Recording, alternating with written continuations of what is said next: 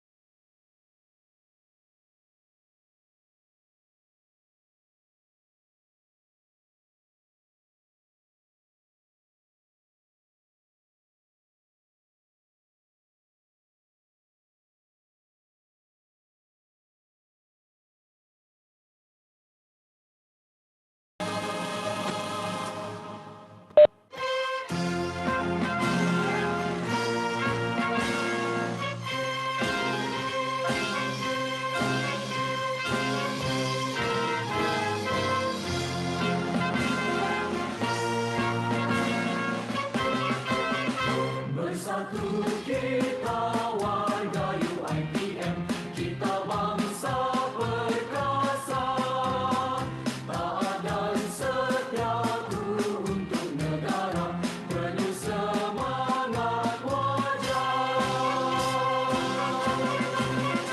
Kita jangan mudah terlupa pengorbanan perjuangan anak bangsa. Kita jangan mudah terleka kemajuan keamanan yang ada. Kita berterima kasih pada pemimpin-pemimpin negara. Kita rasa penuh bersyukur kerahmatan kemuliaan darinya. Kamilah pendukung pewaris bangsa, kamilah pejabat bangsa Malaysia, kamilah warga berwawasan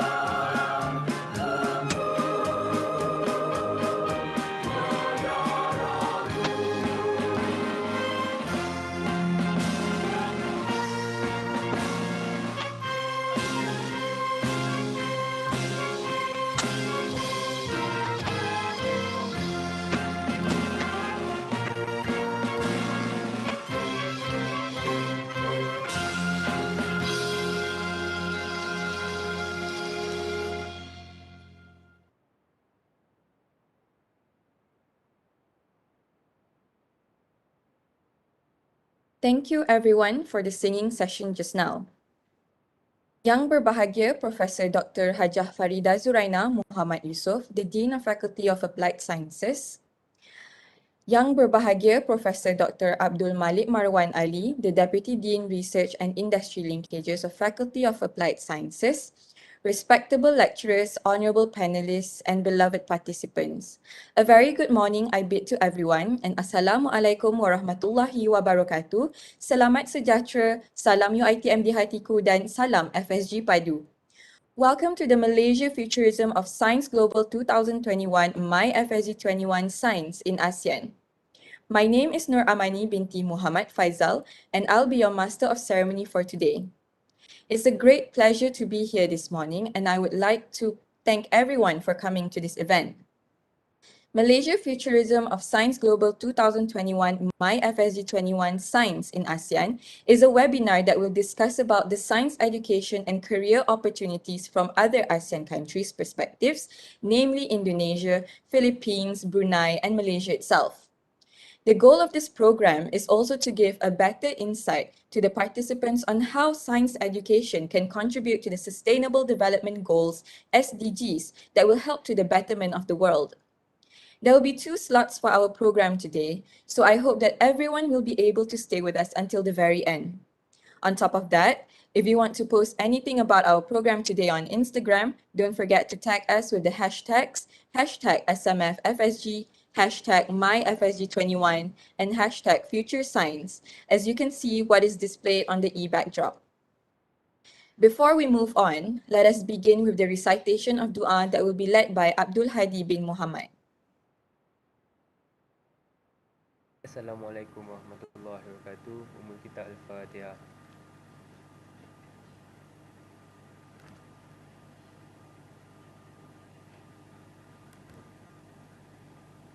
A'udzubillahi minasyaitonirrajim. Bismillahirrahmanirrahim.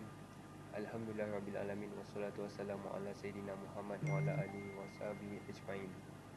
In the name of Allah, the most gracious, the most merciful. All praise is due to Almighty Allah, the cherisher and sustainer of the worlds. May the peace and mercy of Allah be upon His Prophet Muhammad, his family, companion and followers. Raise our faith to reach the most perfect faith and make our conviction to be most excellent of conviction. Make our intention to be the best of intention and our action to be the best actions. Ya Zal Jalali wa Ikram. That's our program, Malaysia Futurism of Science Global 2021, My FSG 21 Science in ASEAN today.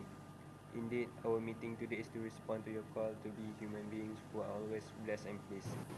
Hopefully, with it, we can easily accept and practice the knowledge that will be gained from in this program. Allahumma ja'al jam'ana hadza jam'an marhuman wa tafarruqna min ba'dihi tafarruqan ma'suman wa la taj'al fina wala ma'ana syakiyan wala marhuman. Make us enjoy a righteous guidance which we do not seek to change, a path of truth from which we do not deviate, a well-guided intention which we do not doubt. Let us live so long as our life is spent in your obedience. Adorn us with the adornment of the righteous, and clothe us with the ornament of the pious. In spreading good behavior, lowering the wing of humility, beauty of conduct, pleasantness in relationship, advancing towards excellence. Preferring graciousness, avoiding condemnation, being gracious to the undeserving, speaking the truth difficult. Allahumma khtim lana bi husnil khatimah wa la tahtim alaina bi su'il khatimah. Rabbana atina fid dunya hasanah wa fil akhirati hasanah wa qina azabannar. Wa sallallahu ala sayidina Muhammad wa ala alihi washabihi wasallam. Walhamdulillahirabbil alamin.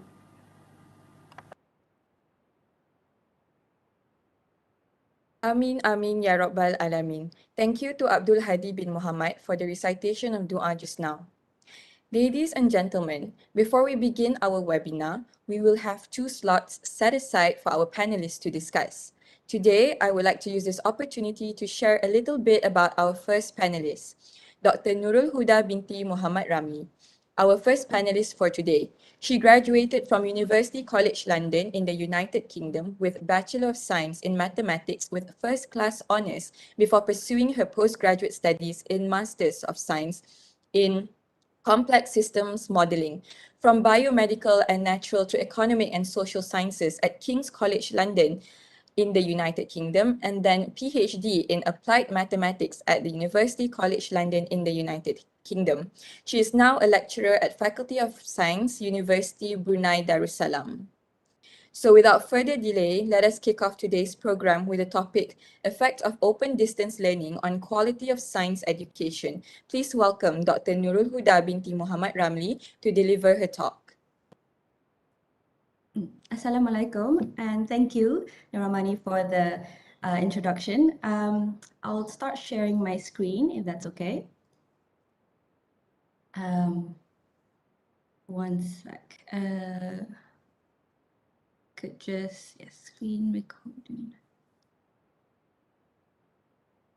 Okay. 1 minute. I'm not able to share screen.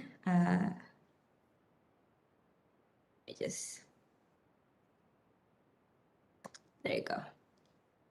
Okay. I'll be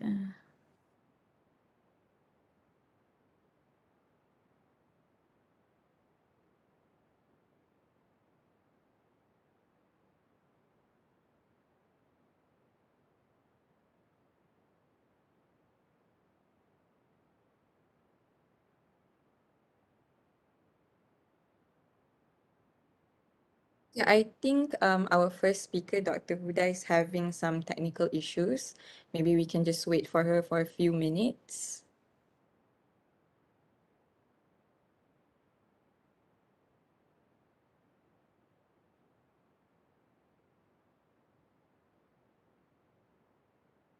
Hi, sorry, I'm back. uh, let me just share screen now. I should be able to now.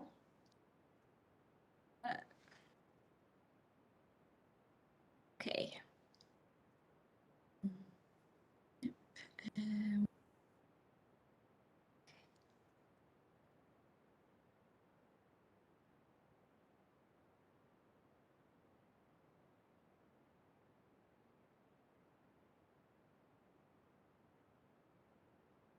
Is this okay?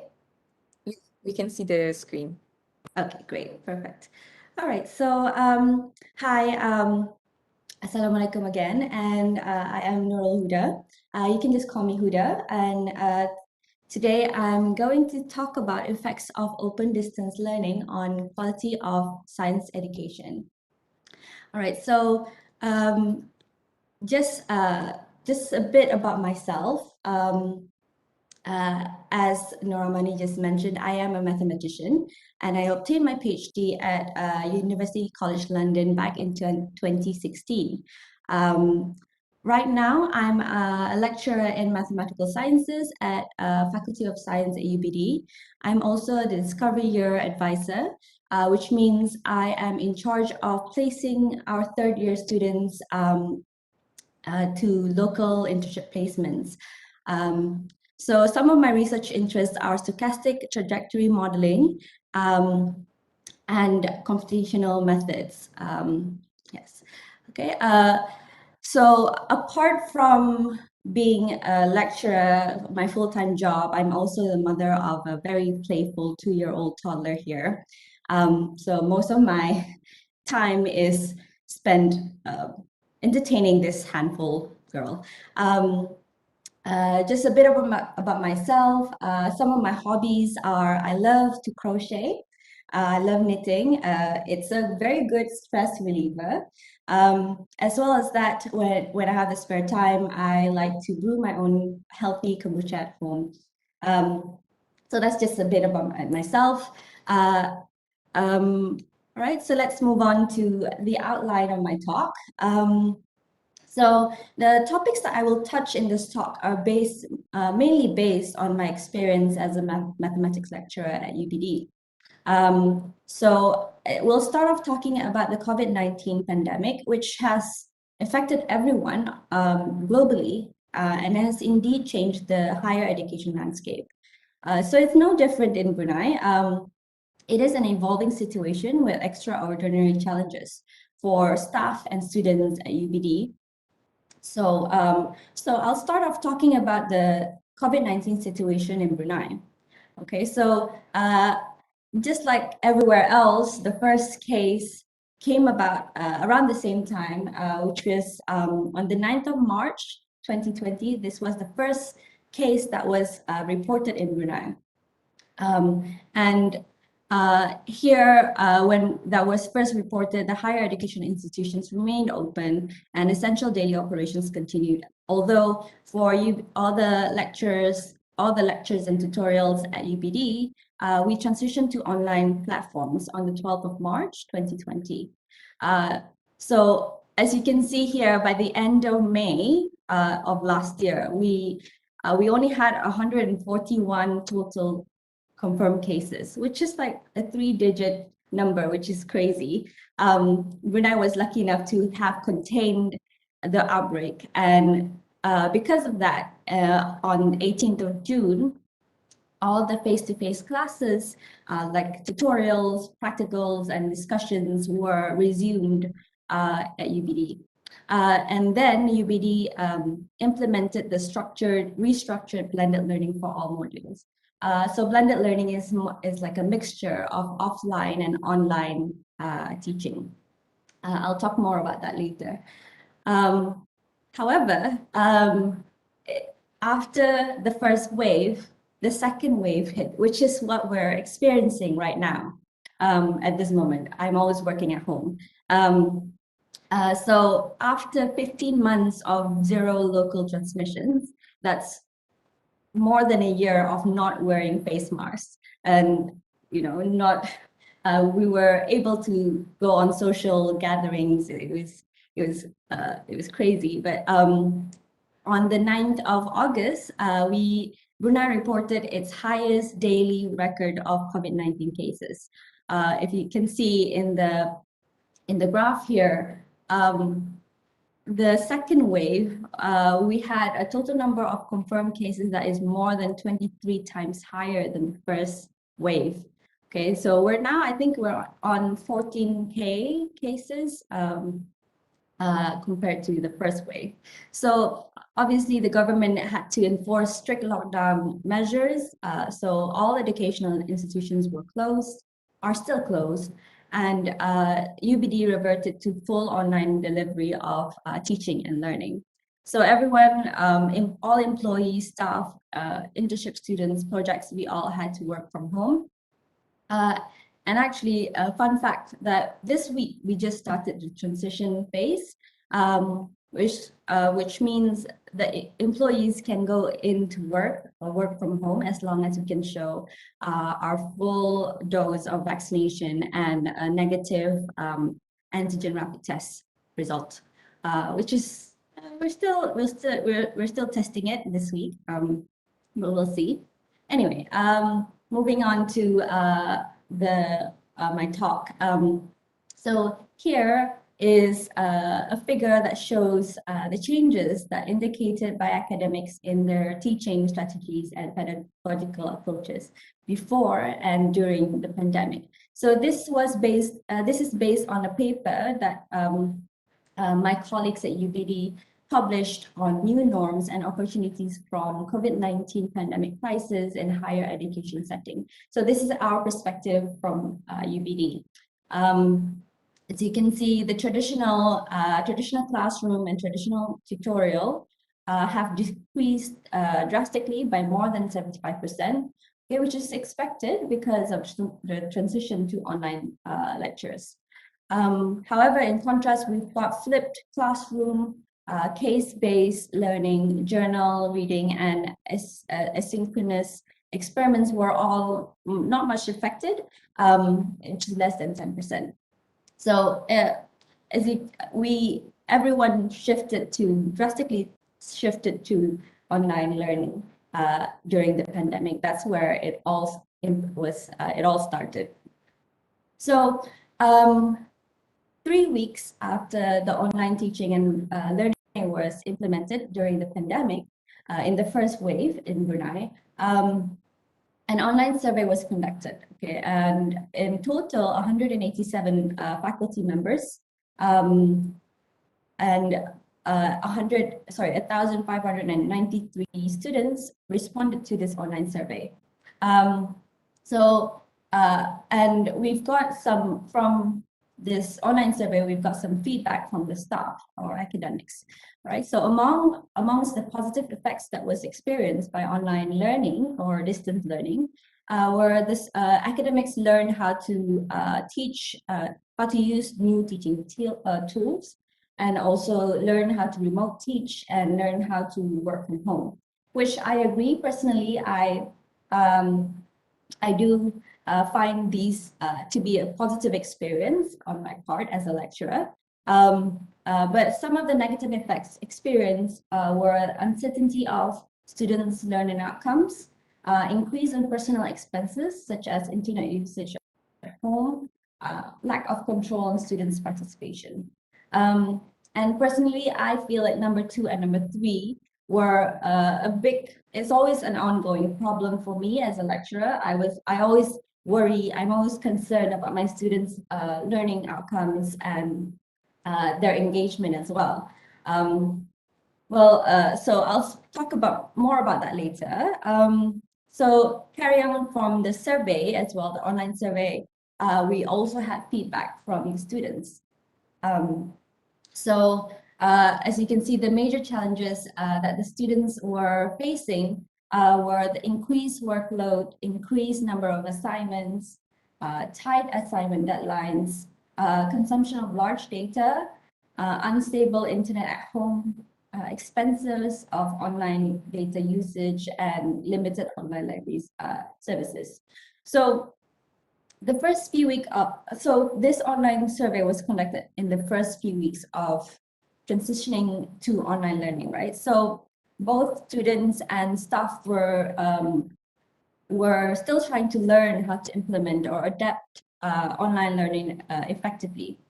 So even though UBD has practiced online learning and teaching for the past 6 years, I believe, but the drastic transition to fully online resulted in mixed effects on learning experiences.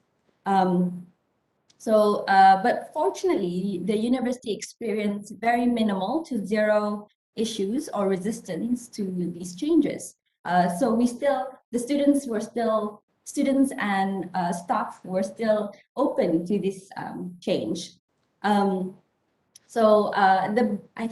think the biggest problem in the first wave was this unstable internet at home. To be honest, admittedly, this problem, data and internet problems, was an issue all across the nation. Okay, not all students have the privilege of owning workstations such as personal computers and laptops, and even a stable internet connection from their homes. Okay, so it was found that there is a small percentage of students that have limited access to stable internet connection. So the university took immediate intervention to help these students. Okay, right after when we found out about this data.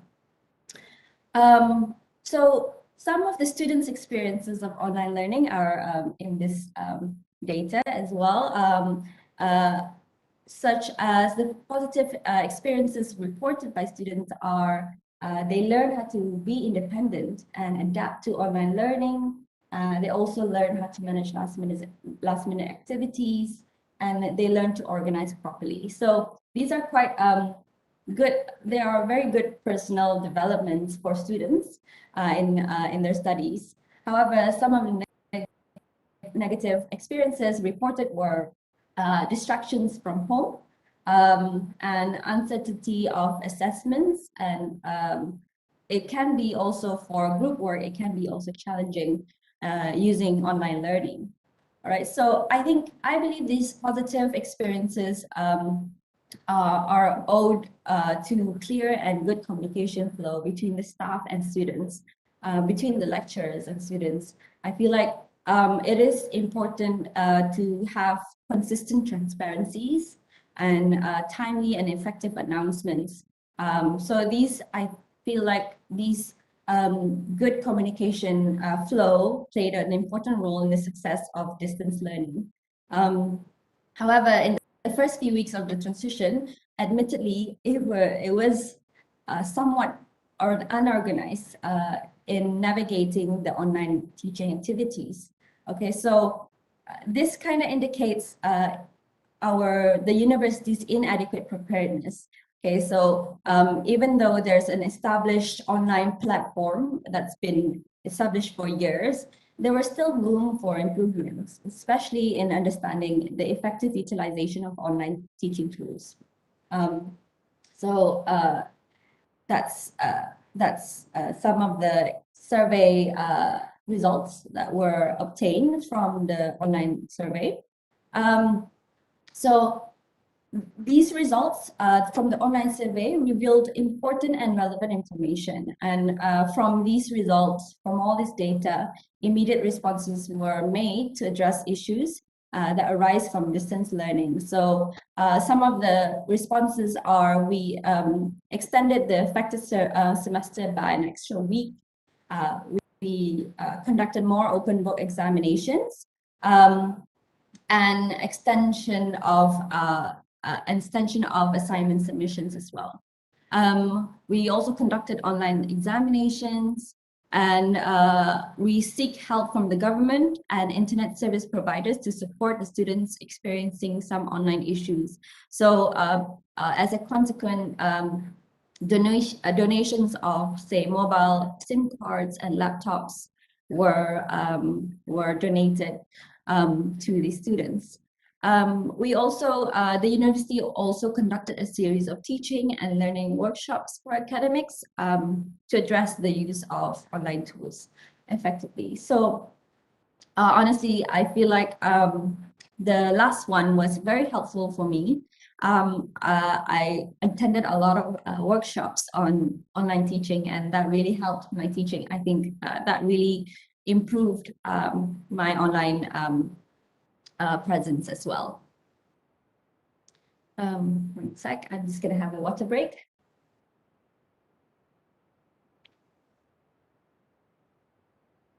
Okay. Right. So next, I want to talk more about blended learning. This is the restructured blended learning pedagogy that the university implemented at the end of the first wave. So what it is really just a blend of online and offline instruction. So from July 2020, students experienced both physical and online class for about 2 semesters before the second wave hit Brunei. And UBD guidelines for the blended learning required the taught modules to have at least a minimum of 40% online activities. So which is, I feel like, which was a really good mixture, portion of 40% of online, and the rest were done offline. So for mathematics, in particular, several studies have recorded positive effects due to blended learning. Blended learning helps students in understanding mathematical concepts better because students have far better control of the pace and regularity in which they access the learning material. On another note as well, if anything, blended learning approach has a secondary objective of making students be more familiar with computing technology, which is something that is quite pertinent in this digital age, day and age. So the blended learning approach really aims to capture the best of both online and offline approaches to teaching. So myself and 2 of my colleagues from maths, from mathematical sciences, we recently published a book chapter on Springer. So in this book chapter, it highlights the many advantages of online-based instruction for mathematics. And consequently, we advocate the blended learning approach as a way forward even beyond the pandemic era. So the COVID-19 pandemic really forced lecturers and students alike to step out of their comfort zones and to take innovative approaches to maintain the delivery of mathematical instruction. So in this book chapter, we shared our recommendations for blended learning approach to teaching mathematics at university level, okay, even beyond the COVID-19. So let's talk a bit about the key lessons that we learned in the paper.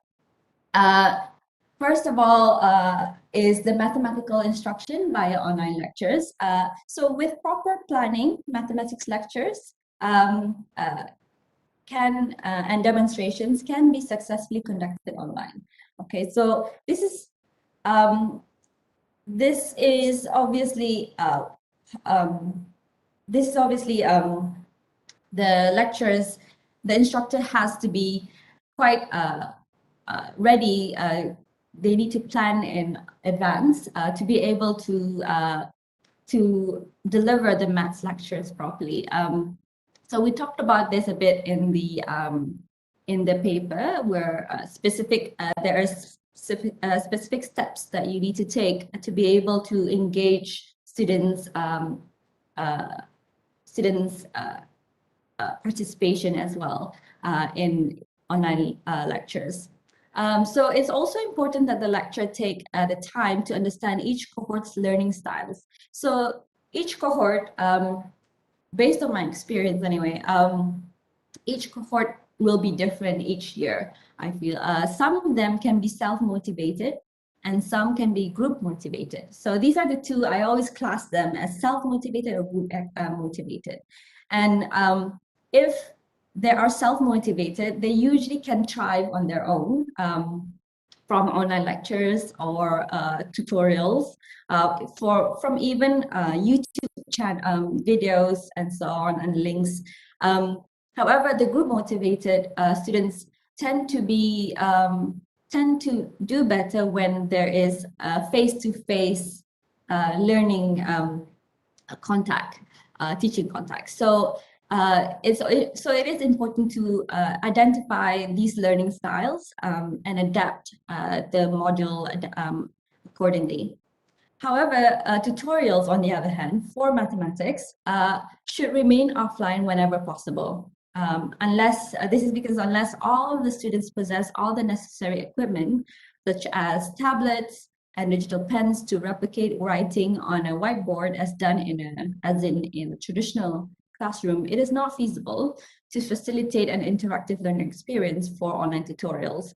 So we strongly recommend, whenever it is possible, tutorials to be remain to offline. It's nearly, well, it's probably possible, but it's not quite effective to conduct tutorials online. And then the last key lesson is the assessment. So blended approaches to lecturing and tutorials can be complemented with a blended approach to assessments. Right. So for mathematics, we identified two themes. The first theme is assessment on understanding. This means this asks if do students understand the concepts presented. And the second theme is replication. Will students be able to answer a previously unseen but similar question? So we feel like we would argue that online quizzes provide an indispensable element of reinforcing students' understanding of many various mathematical notions. Online quizzes are also very convenient to use. You can use some learning management services platforms that can automatically mark these online quizzes. So it will reduce the workload on instructors as well. Some other forms of assessments must also be supplemented to gauge the level of knowledge reproducibility. So it's still important to have exercise sheets as an assessment to be able to gauge a replication of the concepts. All right. So these are just some of the things we talked about in the book chapter on blended learning. Okay, so now let's move on. Moving on to exclusively distance learning, which means fully online learning. So this is something that I am currently doing right now. In the second wave, we are forced to transition all back to fully distance learning, fully online. So with re-emerging surges in the pandemic, traditional on-site teaching and learning cannot be guaranteed on a sustainable basis. So UBD reverted to exclusively online teaching and learning in the second wave. This shift, this shift to fully online was much more manageable. Personally for me, and also for students, I think, as we all have done it before last year in the first wave. One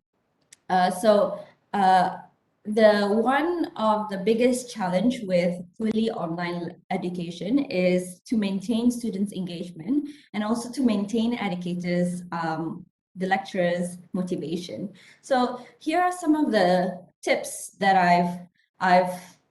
some of the things that I've learned to facilitate engagement. So the first is, what's important is the lecturer-student engagement. So I feel like the first thing that everyone needs to do when we start the module is to define our online presence, to give sort of an introductory meeting, making sure the students know who they're talking to every week and listening to every week. It's important that you build that rapport in the beginning. So I always give an introductory meeting, and also communicate some of the expected learning goals. And also even throughout the semester, I would frequently review these learning goals accordingly to their learning styles. Okay, and then I would also add more communication platforms for prompt feedback, prompt communication between my students and myself. Some of the platforms that I use are MS Teams, Canvas, Microsoft Teams, Canvas, and Telegram. And even throughout the semester, I always try to come up with effective discussion questions, very burning questions that students can think about even when they're not listening to me in my lecture. So it's good that they can sort of train their self-independent studying and thinking as well. Some of the student engagement between the students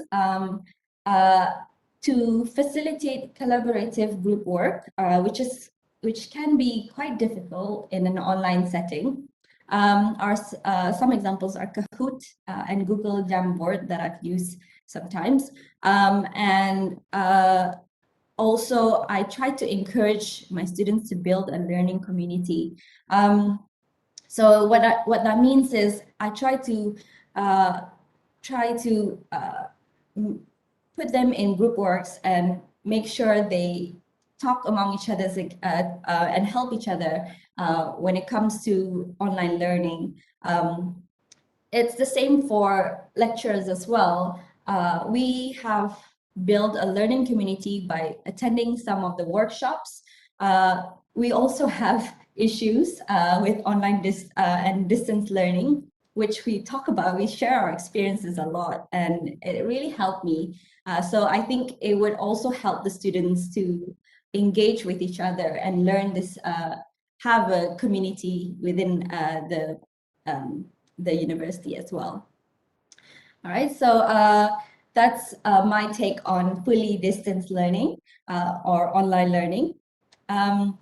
So some of the effective and ineffective teaching methods in distance learning that I personally also had to learn the hard way are these on the slide. So the left one are some of the ineffective teaching methods. All right, so this is basically just a translation of the methods that is done in traditional on-site teaching, such as talking through a lecture slide or overloading my students with tests and assignments, just so that I can understand how they understand their achievements, or traditional assessment criteria and breakdown.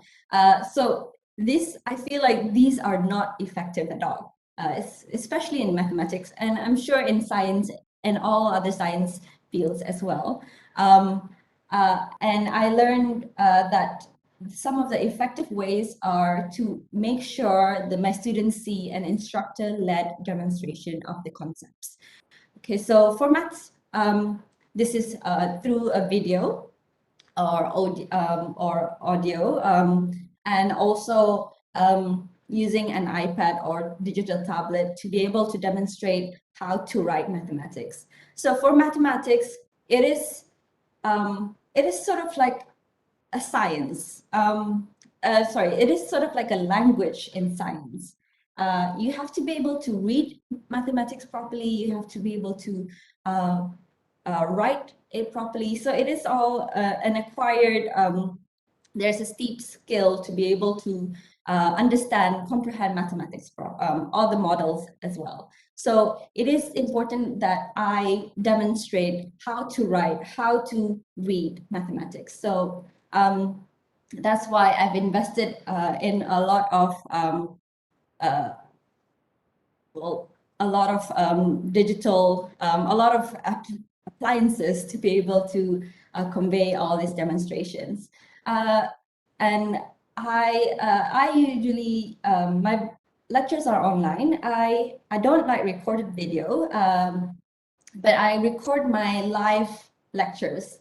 I definitely prefer interaction during my lectures. Even though it seems like right now I'm just talking to myself, but I know people are listening. I like to record it, and so that my students can replay it whenever they need to refer to the demonstrations. I also give topical quizzes and discussions to gauge students' comprehension, as I mentioned before. It's important that we assess their understanding of the concepts. So online topical quizzes are very useful for this. So I can gauge their comprehension, and based on this as well, I would review our learning goals. I would review each cohort's assessments accordingly as well.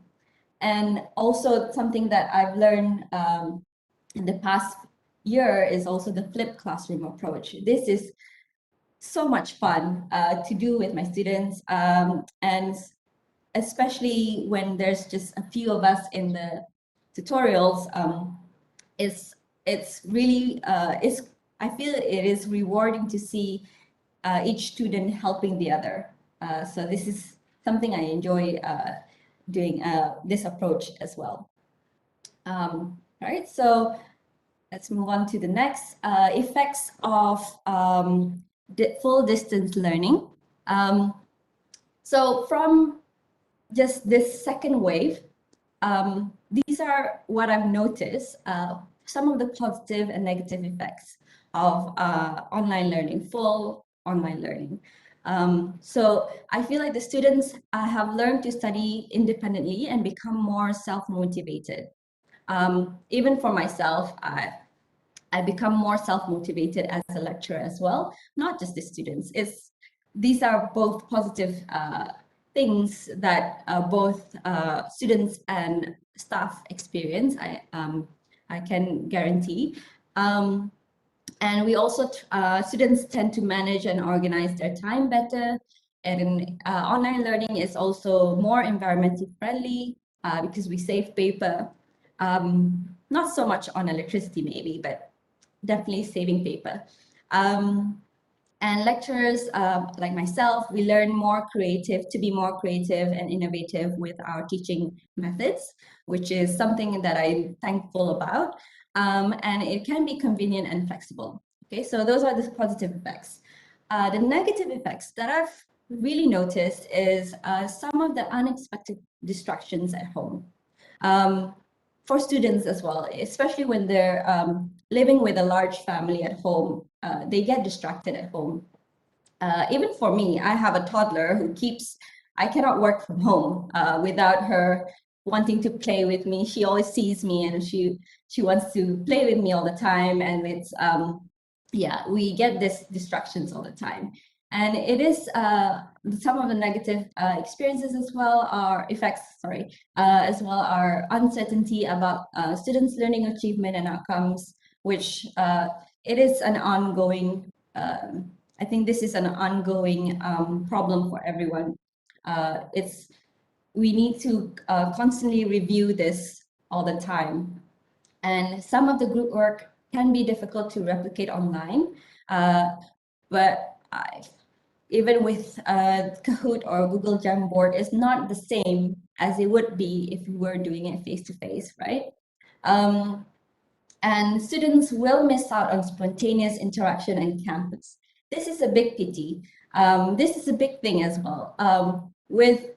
If I remember when I remember about my university experience, a lot of it is I make friends from being on campus, spontaneous interactions that you find being in a group as well.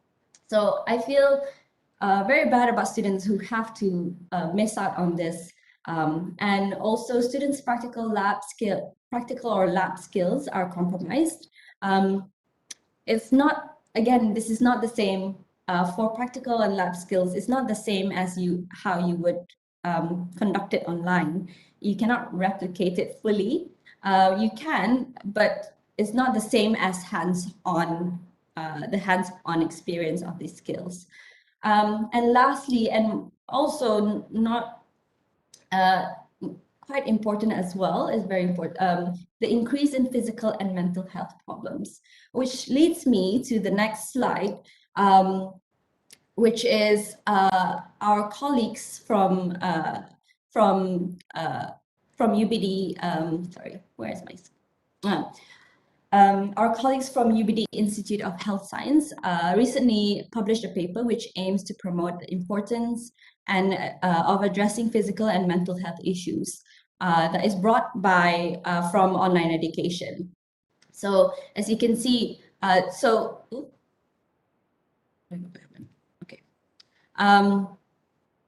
As you can see in the slide, this is all the physical and mental health effects that were reported by staff members. So from this paper, the majority of students reported that they miss eating outside, and they also experienced a lack of extracurricular activities, with only 35.8% of them performing exercise at home. Okay, they also reported more back problems and eye strain and dry eyes because of prolonged computer time. So in terms of their mental health, they reported more stress, followed by anxiety, loneliness, and depression, but that this time away from university enabled them more time for them to self-reflect. So this is something that we shouldn't, definitely we shouldn't ignore. We should address these problems with our students, and it's also good to ask for help and to offer help when it's needed. So the figure shows as well the reported responses of lecturers from the impact of the pandemic on their physical and mental health. So the lecturers had more time for exercise, but yet the increased screen time led to computer-related physical stress, which I can agree with. Although the lecturers reported a closer relationship with their family, they admitted to being stressed due to deadlines, unexpected disruptions, and higher workload, and with concerns related to work, family, and self. So fortunately, there was just a low percentage of reported depression within the staff. But I have to agree, the workload is higher for both, I think for both students and lecturers. So it is important, I feel like it is important to assess the impact of full distance learning, not just on academic experiences, but also their physical and mental health. So yeah. So just we shouldn't take account on just all the survey results that we found, but also on these aspects as well. All right, so so these are my concluding remarks about online learning. I would say beyond the moving forward to beyond the pandemic, I feel like the structured blended learning pedagogy would be preferred by both students and lecturers. Okay, so this blended learning you can address some of the challenges experienced with online science education. And optimizing online tools and moving to digital platforms should still be continued to make teaching and learning more effective.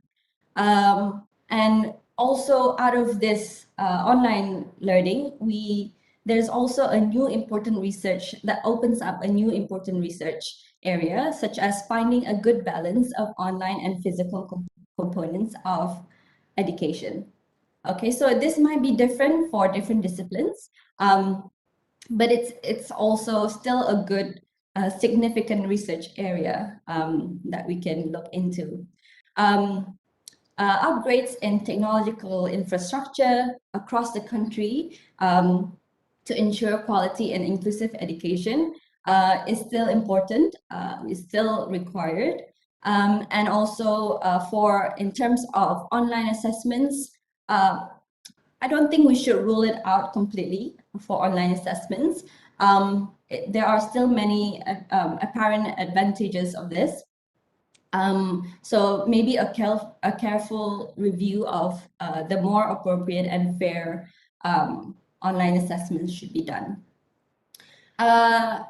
So from based on my experience as well, I feel like for my students, the self-independent students, I find that they tend to flourish in online learning, while the less motivated students tend to fall behind. So I think if you're a student who is feeling less motivated about online learning, my advice to you is probably to always voice out your concerns to your lecturers, and don't be afraid to ask for help from your lecturers, from your fellow course mates, from anyone. Especially your lecturers. Your lecturers are their role is to give support whenever you need it.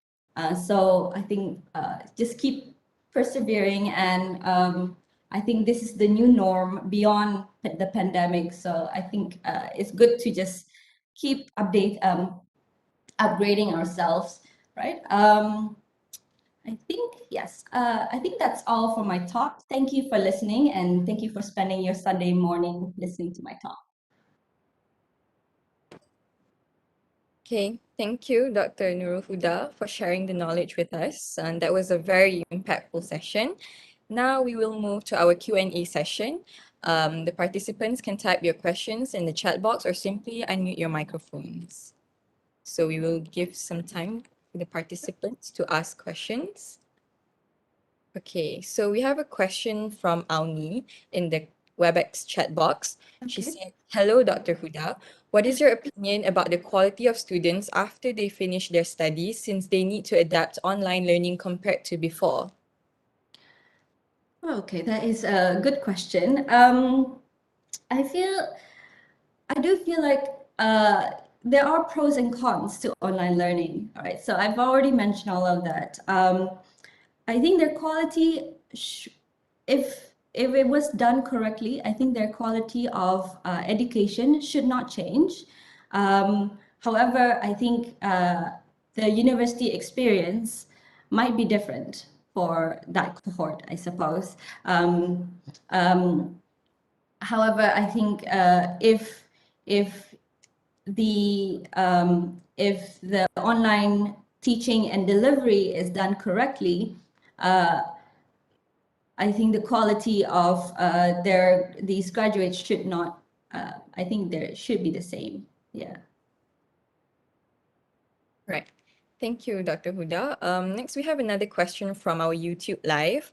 This is from Ainina Sofia. She asked, how to apply blended learning if the courses are fully by open distance learning? Oh, okay.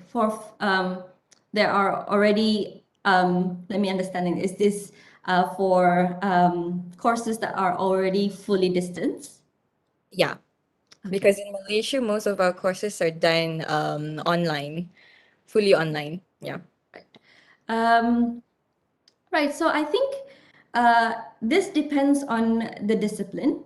I feel like for mathematics and honestly, in my opinion, for science as well, for any other science subjects, blended learning is definitely very important, definitely the way to go. I suppose, I'm not sure how you've been able to implement blended learning for an already fully online course. I guess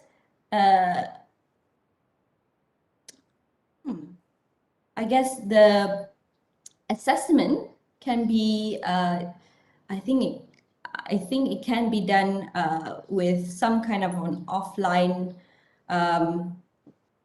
where the assessments not offline. So the blended, so the assessments can be done and as if it's as if the submissions are done offline. Does that make sense? You can send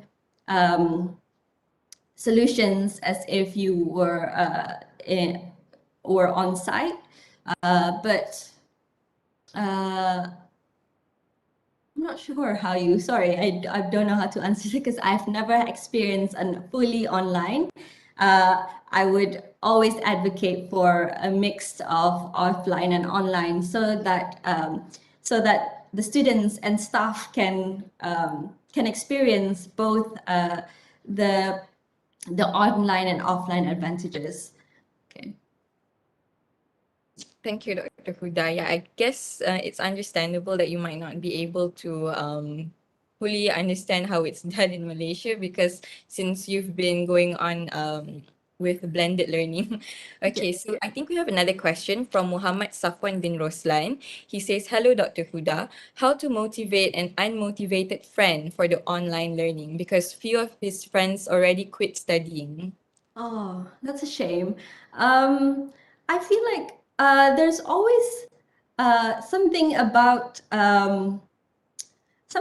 online meetings where it's just friends. It's as if you can always try to replicate a classroom, obviously without the lecturer, but with just your friends, and then you can say do your assignments together. Okay, so but I'm not trying to condone any cheating, but it's also good to collaborate on assignments and bounce some ideas. So you can have it as a hangout session. I think this is something I would always encourage my students as well. I always say, okay, I'm going offline, but you can still stay and like talk with each other, still socialize. It's I guess that's something that you can replicate online, where in a traditional on-site learning experience, where after the lectures you do tend to stay behind and then socialize with your course mates. So something you can replicate as well online. I hope that helps, and I hope you can help your friends. All right. Thank you, Dr. Huda. So we're moving on to the last question from Hadi. He says that because we are focusing on science students, how would you suppose we maintain or rather increase the practical skills of students, mainly in labs? Okay. I think right now there are online practicals. I assume this is for science education for fully online. Is this what you guys are doing in Malaysia? For practical skills? Yeah. Okay. I think more demonstrations, instructor-led demonstrations should be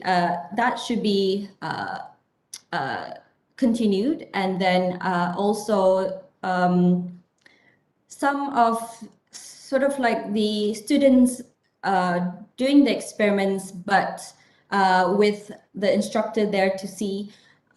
Is that something also you're doing by any chance, where you get to do the demonstrations? No, it's usually like the lecturers would provide videos of simulations and stuff like that, and maybe we'd use online softwares, but it's still not enough. No. Yeah. Oh, okay. I suppose the maintaining part is you just keep using the softwares. You just keep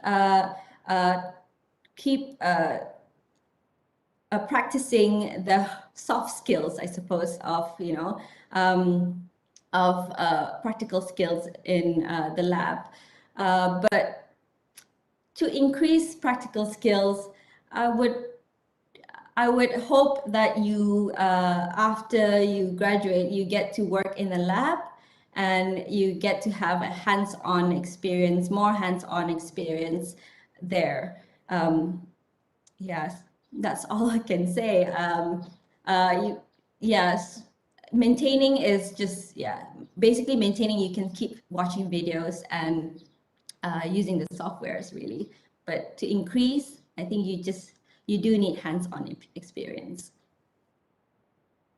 All right. Thank you, Dr. Huda, for the explanation. So, even though I mentioned just now was the last question, but we have another question from Joanna, and I think it's a very important question because it's kind of underrated. Not many people talk about this. So, the question goes, how can the university or the teachers give equal quality education to all students, especially those who came from the rural areas? Yes, this is a very big problem.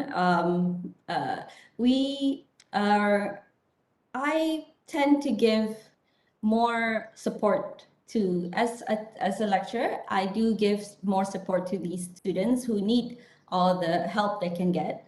As well as that, the government, we're quite lucky to have government and various agencies to intervene very quickly, especially when these rural areas do not have access to internet. They do not have,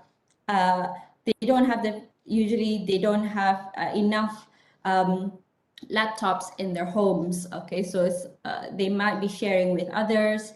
What the university have done is they donated mobile SIM cards, mobiles, laptops, when especially in these homes, especially in these families where they need it most, and SIM cards because these areas do not have a stable access to the internet connection as well. So I think it's important that we keep this as we keep updating and reviewing these issues as not just in the university, not just from the lecturers, but as a nation, to give equality and quality education for across the nation. As well as that, we've also stakeholders and even the public, with internet service providers, they've offered the public to donate some data, donate some laptops, So these are always an ongoing thing. It's a part of the community development. So I suppose that's the only way, and maybe not the only way, but there are other ways as well. But I think we should always review this issue. Yes. All right. Thank you, Dr. Huda. Thank you. Okay, so since that was our last question, okay, so thank you, Dr. Nurul Huda, and everyone for the Q&A session just now. We hope that the Q&A session was able to answer everyone's questions. Okay, so we will take a break for 5 minutes before we go to the second slide. Okay, so for everyone's information, the participants will be given 5 codes to verify your attendance at the end of our program. However, all participants need to keep all 5 codes given from the 7th of November, which is during our first day, to make your attendance valid. So as for today, the organizer will only give another 2 codes to everyone. So the 4th code for your attendance is global. I repeat, the fourth code is global. Please jot down anywhere so you won't miss and forget the codes.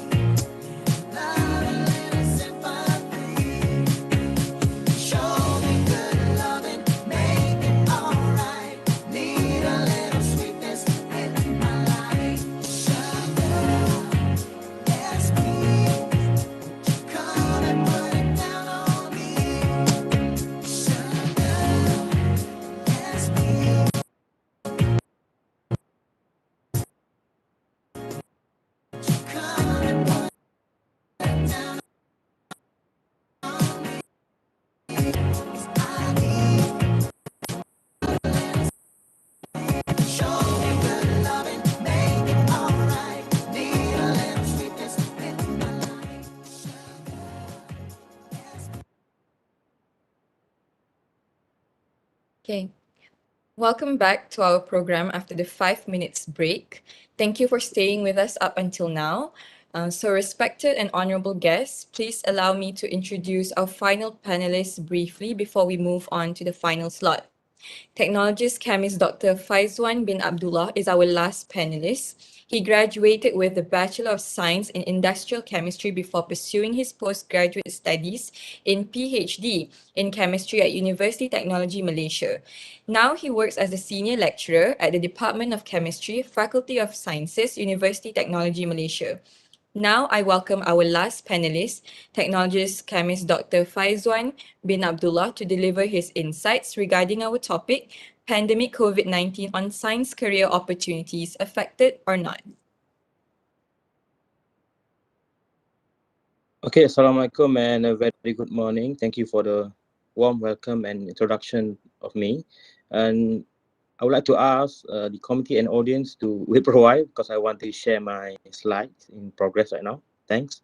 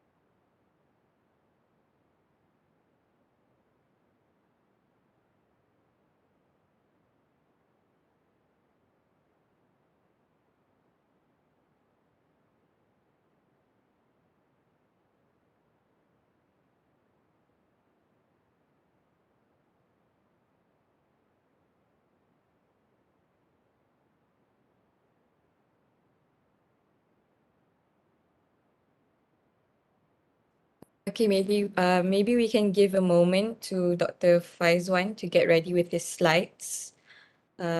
So I hope all the participants can wait and be patient before we start his slot.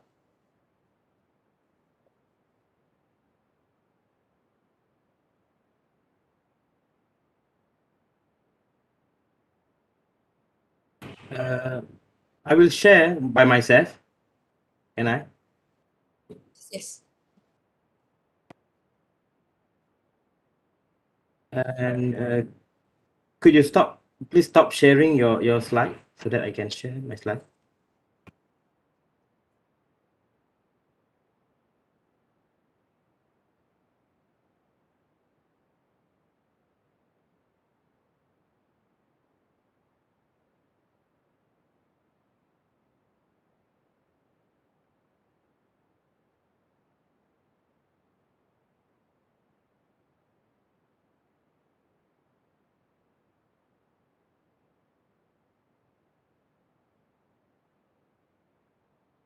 I hope that everyone can see my slide right now.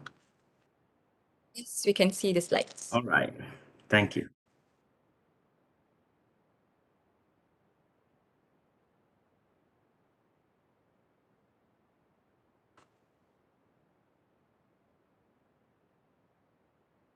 Okay, Assalamualaikum and very good morning to all of you, to the committee especially of the Sekretariat Mahasiswa Fakulti Sains Gunaan, University Technology Mara, UiTM, and also to all respected lecturers who are here, and also to Dr. Huda from UBD if she's still here. Thank you so much for inviting me to this great program, I think, organized by the students of UiTM, Shah Alam, right? Which is the Malaysia Futurism of Science Global 2021 or My FSG 2021, Science in Asian. I was very proud. I am very proud because being invited.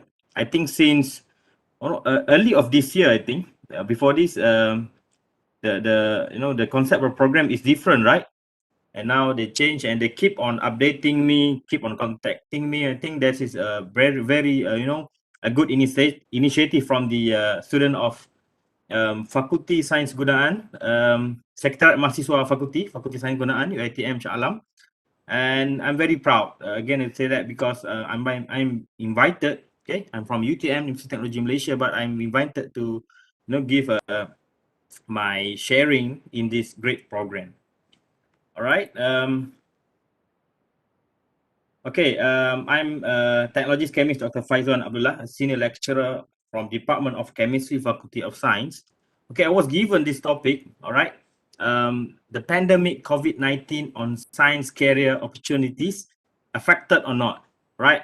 It's a big, really big question for me to be discussed today, but I hope that we can all, agree or not agree with me because this is my sharing, all right? And from my findings, my experience, a lot of things that I share in this slide is from my own experience in my great university, University of Technology Malaysia. What have we done through the pandemic, all right, to get survive or to get excel. Even we are in a very restricted facilities and so on, but we try to adapt, okay, and then we success. All right, we can say that UTM success facing this pandemic, even for teaching and learning, and like the Dr. Huda from UBD share as well. All right, we have a blended learning, online learning that we try our best to deliver the knowledge to the students so that we just make the pandemic is the challenge for us to get through, and then we succeed. Right. Okay, a little bit about myself. Okay, I'm Dr. Faizwan Abdullah. Okay, I was born and raised in Kuala Krai, Kelantan. My hometown is from Kelantan, east coast of Peninsular Malaysia. All right, and then I was graduated in Bachelor of Science Industrial Chemistry in UTM as well. Both my bachelor degree and my PhD in UTM, right? And then I'm a senior lecturer now, and also a director and chief executive officer of the UTM spin-off company, the company called as Pure Aim Technology Berhad, okay, UTM spin-off company. All right, and my expertise are in analytical chemistry, okay, a niche in spectroscopy, analytical electrochemistry, environmental chemistry, heavy metal removal, water quality analysis, water and wastewater treatment, and air pollution study. All right. I am a member of a lot of professional bodies in Malaysia and international, such as the Young Scientist Network in Malaysia, okay, Persatuan Sains Analysis Malaysia, Lembaga Teknologi Malaysia, MBOT, Malaysia Board of Technology, that they give me the title TS Technologies, all right, and then American Chemical Society, International Water Association, and a lot more, right? And I love to do innovation, right? I have two commercialized product now from my research, which is the first one is the Molas Cure, or the bivalve molas toxic metal removal system. Okay, the technology that used to remove the toxic metal from the shellfish, such as the cockles, oysters, the mussels, all right, and so on. It's installed at Aibalo, Pontian, Johor. We have, been in television documentaries for several times, right, to educate about the technologies. And then my second innovation that have been commercialized is the Nemamate Soothing and Calming Baby Cream, right? It's from our local herbs, which is Lucas zelanica or ketumbe, right? A lot of these herbs, okay, abundantly in east coast of Peninsular Malaysia. We take benefit from that. Okay, we take the the extract and we make the baby cream for that, for for the children and babies. All right. So I love to do innovation. Right. That is a little bit about me. Okay, about the topic that I have been asked to discuss for today. right? I try my best, and we will discuss it. If you remember the topic given to me, right? Back to the topic slide. Pandemic COVID-19 on science career opportunities, affected or not, right? Science career, who are in the science career? Okay, you, all the science students after this, all right? You will be scientists, all right? You will be the researchers, lecturers, academicians, and so on. So these are the persons who are in the science career. So I divided into three parts, right? The first one is the situation of the pandemic COVID-19. We get to recall what happened actually, right? And the adaptation of scientists, all right? After we have this kind of situation, how to adapt with this situation, right? And then what are the new career opportunities that have come, okay, during and after the pandemic, all right? So I will divide into three parts. Okay, the first one is the situation of pandemic COVID-19. Okay, everyone know, starting in Malaysia, we start to stay at home in completely 2020, right? But the pandemic start to occur in Malaysia as well as around the world, starting at the end of 2019, right? Okay, so this is the figures the latest figures that I put in my slide for yesterday, right? Around the world, it has been almost 260 million cases of COVID-19 infection around the world, right? What about the death toll? Okay, more than 5 million people died due to this evil virus, all right? And who are recovered? About 232 million people have been recovered. And what about us in Malaysia? Okay, previously Dr. Huda updated the status of COVID-19 in Brunei, okay, our neighbor. But what about us in Malaysia?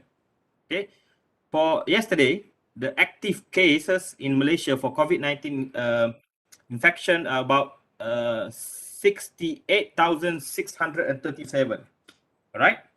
And for yesterday, the daily cases for yesterday, 19th of November 2021 is 6,324. That's a lot, right? I think the graph is quite increasing right now after we have some, the government have opened the state's border, right? The state borders have been open, so we can, go anywhere we want, balik kampung and so on, all right?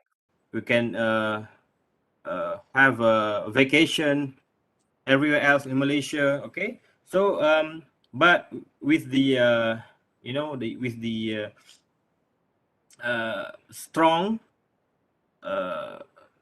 what we call that, with only double dose vaccination completed. Okay, that is a strong reason for us to go anyway, because in Malaysia we are achieve more than 95% fully vaccinated persons in Malaysia. So we assume that Malaysia will be in the endemic of COVID-19, not more pandemic, after we have completed double dose of vaccination, more than 90% of the population. So that is what happened now around the world. Okay, we are keep on being updated about the daily cases in Malaysia every day, right? Our Director General of Ministry of Health, previously every day we can see him in the television updating about the daily cases. We just wait to know, okay, is it decreasing or increasing, right, every day? But now we have our Minister of Health himself updating about the cases and detail now. Previously we only know how many cases, right? How many cases local case and how many imported cases. But now we are being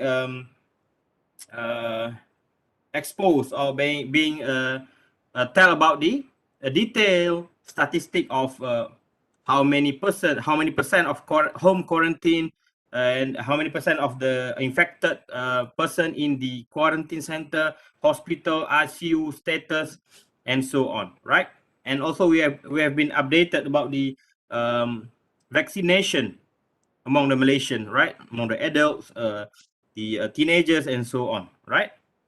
That is what happened since 2019 until now, right? So this is the new normal that we have been facing starting from 2020, right, until now. The new normal, that the thing that we are not thinking to be happen previously, to practice this new normal, right? What is the new normal, right? Of course, during the during the bad situation of the pandemic, we need to stay at home, right? All the sectors, almost all the sectors, the service sectors were closed, right? Of course, university are closed, right? And then the restaurants, the malls, all right, and only the essential sectors are being allowed to open, right? And then we have to practice the new normal. What is the new normal? Always wash our hand and always wear the face mask, right? Something that we never imagined before. We have to wear the face mask.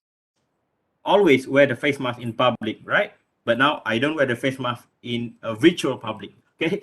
Then we are being warned to avoid shake our hand with others, to sneeze and cough with a good ethics, all right? And then to do disinfection and to stay at home, okay? If we don't have any important things to do, we need to stay at home, and we need to report, or we need to have the medication if we have the symptoms of the COVID-19. We need to report that, right? So that is the new normal that we face, okay, since 2020, 2021. This is the end of 2021. We're still facing this new normal. We're still practicing this new normal, all right? What I'm going to say is the new normal that affects the scientists or the science career life, okay, due to the stay at home campaign, all right, that we are advised to stay at home and all the service sectors are closed. We need to work from home, okay, or we call it WFH, right? Work from home. Okay, universities are closed. Something that we can't imagine before. We always go to a public area. We always mingle with our friends. But now, okay, during the time of the bad situation, we need to stay at home, right? We need to learn. Or if you are students, you need to do to learn. You need to have your class in front of your laptop by yourself, right? No friends besides you or behind you or in front of you. Only you there, all right? Only you were there, and then you need to do assignments as well as the group discussion and so on by yourself in front of your computers or your smartphone, but together with your friend virtually. Okay, something that we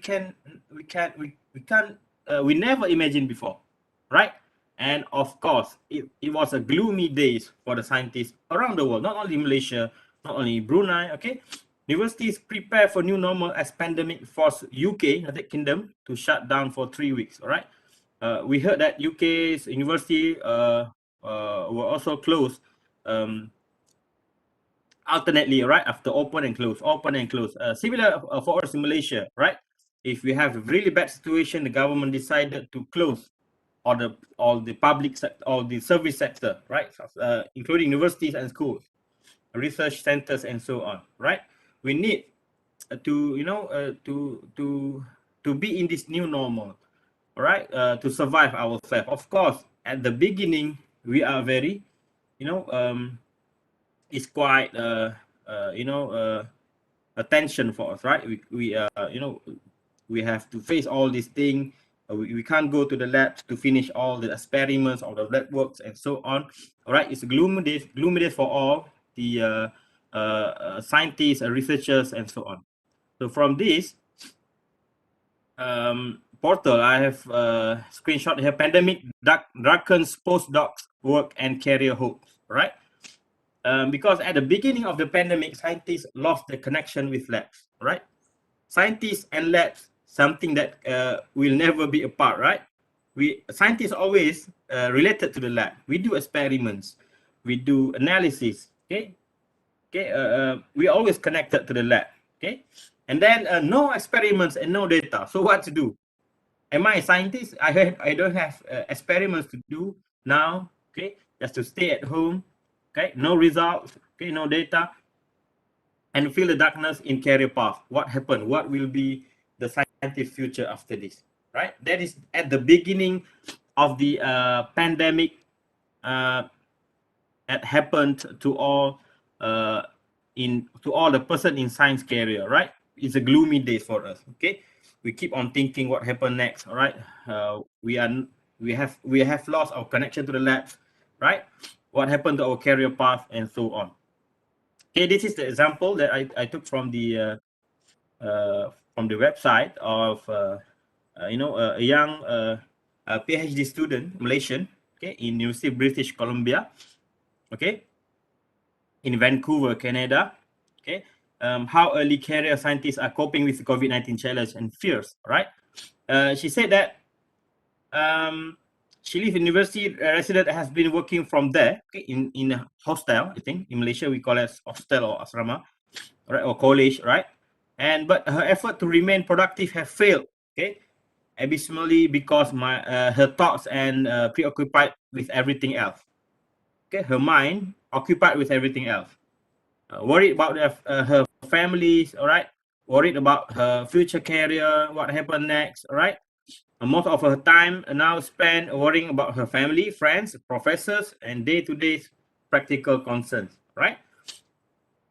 And that is what happened to every of us at the beginning of the pandemic, okay? That strike us globally. Okay, we have fear and worry about the COVID-19 infection to our family and friends, the loneliness, because some of us are stay alone at home, right? We don't have family, okay, because we are alone there, okay, and thinking of the lab works that can be done, okay. We have a lot of things to do, but we can't do due to the restriction, okay. And then non-productive work at home, of course, at the beginning, it was non-productive at all, right? To work at home, okay. For those who have families, we understand, okay. We have children, okay. We have families to take care about, okay. So it's not so productive to work at home at the beginning, and lack of motivation, okay. We feel down, feel stressed, okay, about the situation. But as I said, that is only at the beginning. And now I move to the second part, which I call as the adaptation of the scientist. Okay, we have faced the problems, the pandemic that strike us. Okay, we have gloomy days, we have sad days at the beginning. We have the very stressful days to think about and to put our hand behind our head and just to think, what about next? Okay, what happened next? What about the future career and so on? But that is only at the beginning. Now, as a human, okay, we are the humans, okay, intellectual, okay, we have to adapt with the situation. We need to think innovatively, creatively, okay, how to overcome or how to cope with this situation, okay. Now, what scientists do during the pandemic, okay, I divide into several parts, 1, 2, 3, 4, 5 parts, okay. The first one is collaboration, okay. In the pandemic, okay, we lost our connection to the lab, right? And this is a time to do a lot of collaborations because of what? Because we have a good internet connection. Okay, some of us have really bad internet connection, but we try to figure out it. Okay, we try to figure it to go to some place that have a good internet connection and so on, to try to fix the problem, right? Contact the telco service provider to upgrade the service and so on, right? That is at the beginning of the pandemic. After we have coped with that situation, now is the time to do the collaboration. Focus to do more collaborations throughout all universities and research centers around the world. Okay, borderless. Okay, we go to another countries without any passport or visa, right? Just online. This is the time to do collaboration. Yes, we left our lab for a while, but this is our time to expose ourselves, to introduce ourselves, to introduce our research team, to introduce our expertise to others, that we hope that we can collaborate in future, right? We do collaborations during the time. And then of course the publications and conferences. Focus to write. Of course we can do our experiments more, during the time because the lab are closed and so on. But we have the previous result that we have, right? The analytical result that we have previously that have been gained during the non-pandemic time. Okay, this is the time we focus to do publications. Like Dr. Huda said previously, Dr. Huda from UBD said previously, she had published book chapters, right, on the on how to do blended learning, okay, in mathematical sciences, right? This is the time to do publications, right? Focus to write, amend, and review others' publications, and also joining as much online conferences and webinars through online platform. I believe that there's a lot of webinars and online conferences that have, we are being offered, okay, in our email and so on. We have only to all we have to do is only to choose which one we want to join, right? A lot of conferences are being offered with a really good discount, all right, for the conference fees, right? So this is a time, okay, to tell all the people around the world about your research, right, about your scientific experiments that you have done, right? And this is the time also to think about the new research ideas. Okay, start to plan and expand the ideas of the new research ideas, including new emerging pollutants that that happened during the pandemic. All right, and also the good thing that happened during the pandemic when all the factories stopped operating. For example, in 2020, right, most of the factories are stopped operating and the air are more clearer. Okay. We love to breathe outside during the time because the air is, really clean. Okay, start to do the new research ideas, all right, including to discover new emerging pollutants problem during pandemic and so on. Okay, we have a lot of things, new things happen during the pandemic, all right, to be discovered, to be discussed about, all right. And then, of course, we do data analysis. Okay, analyze the data that have been obtained previously in the lab free time with more focus, right? We are outside our lab now, stay in front of our computer, books, and so on. So start to do data analysis, right? To analyze our data that we have gained previously. And of course, we need, we have the time to synergize and strategize, okay? Synergize and strategize the new planning for the future, right? In our career, in our experiments, our research grants and our research, planning and so on. For example, the research idea will be expanded in various innovations in R&D, teaching and learning methods, right? Like Dr. Huda said that, and I also share my teaching and learning method that have been discovered after this, all right? And also we need, okay, if we have ideas and we have planning and we have the innovation that can be filed into intellectual properties, that also very good, okay? So thanks a lot for this platform. That's put a smile on scientists' faces, right?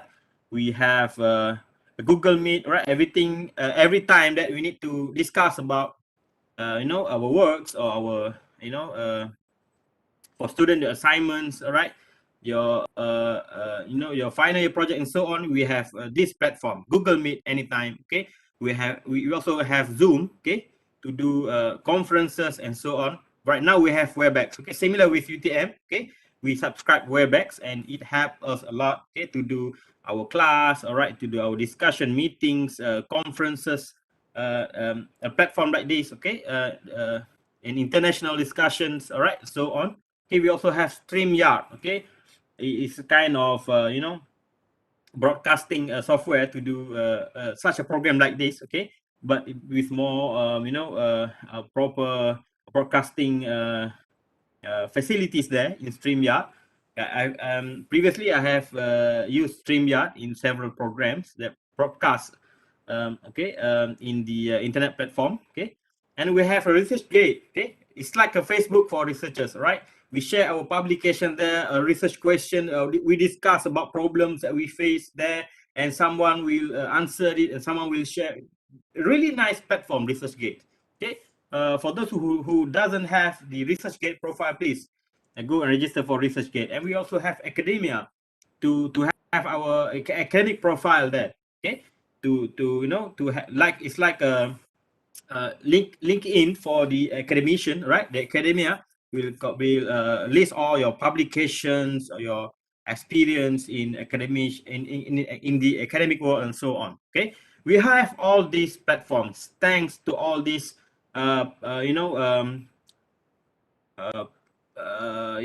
all these portal provider, okay, all these software provider that that already put a smile on the scientists' faces, all the academicians' faces, and the student as well, right?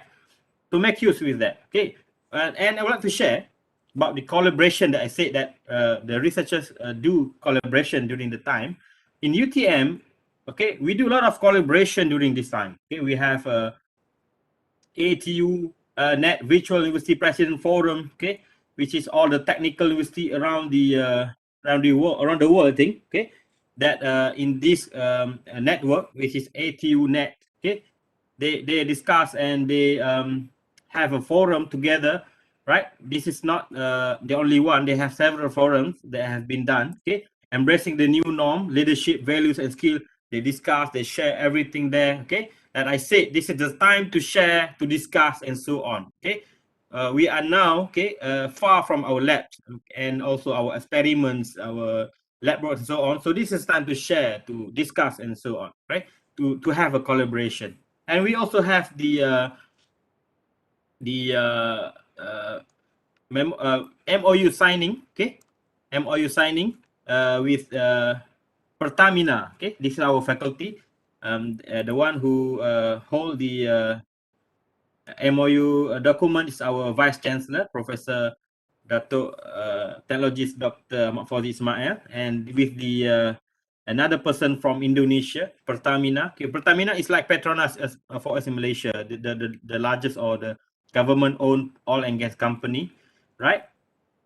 So we have memorandum of understanding, MOU, globally, without going there, without going anywhere, just stay at home, we can have the MOU signing ceremony.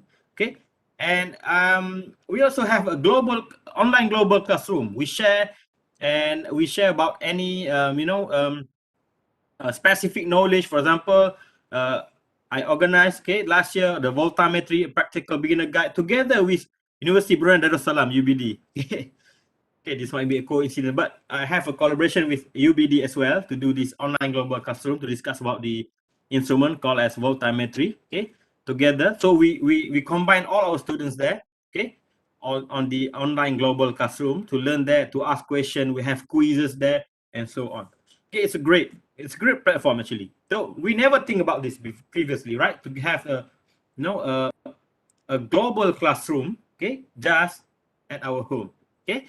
And then we have a webinar like this. Okay, we have a discussion like this. A webinar on new normal science. I've been invited to the program organized by UTA, University Tunku Abdul Rahman, together with Academy Science Malaysia and Young Scientists Network. We share with the school students about the science, technology, engineering, and mathematical science, or we call it STEM. Okay, to promote the STEM to all the secondary school students, all the school students, and so on. Okay, we have a lot of this kind of platforms to collaborate, all right, and then to do such a good program together with other universities around the world. And then this is what I mean. If we have a good internet connection, we can do collaboration around the world only from home. Okay. All right. What about the publications? During the pandemic of COVID-19, there are a lot of special issues for the publication, right? Have been, provided by all the publishers, right? Such as the from Wiley, okay? We have the from Elsevier, okay? For example, this one, the Roundtable, the Commonwealth Journal of International Affairs, okay? Special issue, COVID-19 in Commonwealth countries, okay? So special issues meaning that we have the chance to publish in this special issue directly, okay? Without waiting for any queue, okay? For the next issues and so on. We have a lot of special issues to be published. We just need to gather our data, do some writings on the specific field of the publications, and then we submit the papers, all right?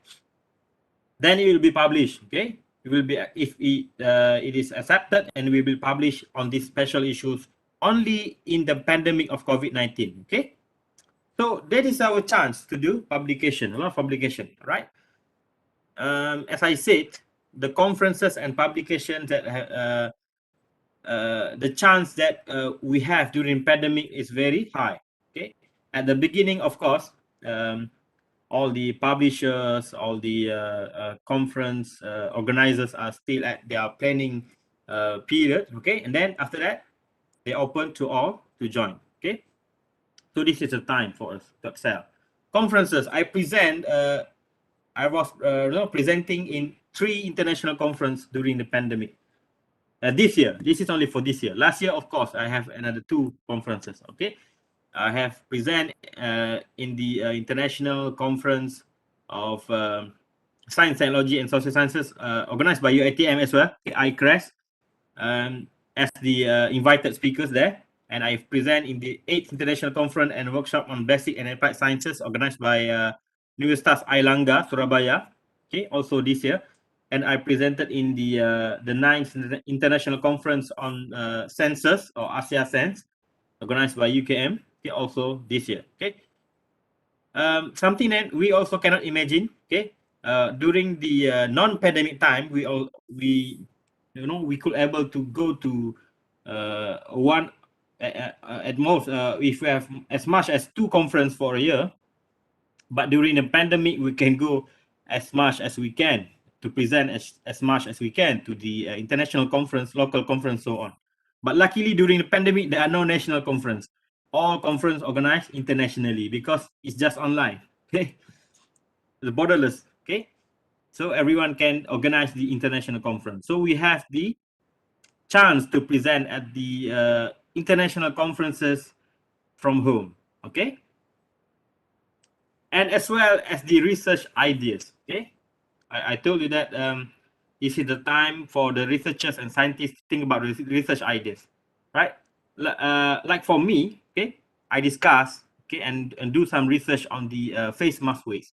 I write in the newspapers about the new emerging waste, which is the disposable face mask. Okay, it's no longer the scheduled waste, okay, that only used in the clinical and hospital sectors, but now everyone use it, and everyone throw it every day as the solid waste. Okay, and this is of course result in the new emerging pollutants, okay, such as the lot of abundant of microfibers. Okay, if the disposable face mask being burned, it will produce a lot of volatile organic compounds into the air. Okay, so that is a lot of things that we need to do to study about and then to discuss about these new emerging pollutants. And at last, after I do some research and I come up with the new innovation, which is the face mask, disposable face mask with smart dustbin. Okay, I cannot expose how it works now because it is still in it's still in progress. Okay, we need to do filing for intellectual properties and so on.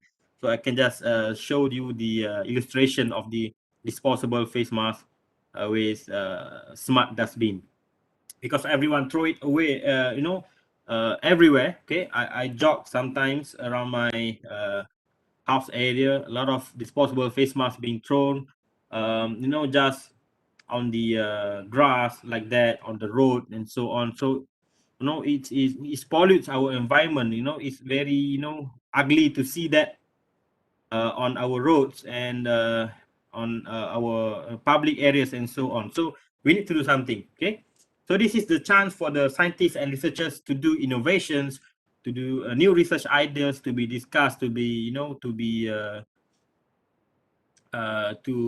suggest the solution to all these problems. Okay,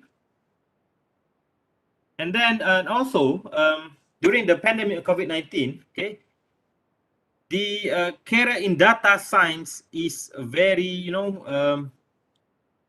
rapidly increasing. Okay, because in the pandemic in the COVID-19 daily cases itself, will be managed with the data scientists, by the data scientists. For example, this is our alumni from our universities, okay, have worked with the Agenta UAM, Agenta Berhad as a data scientist, okay, together and to analyze the data of COVID-19 daily case, okay, to know what is the R naught, and then to know what is the statistic of ICU bed in all over Malaysia and so on.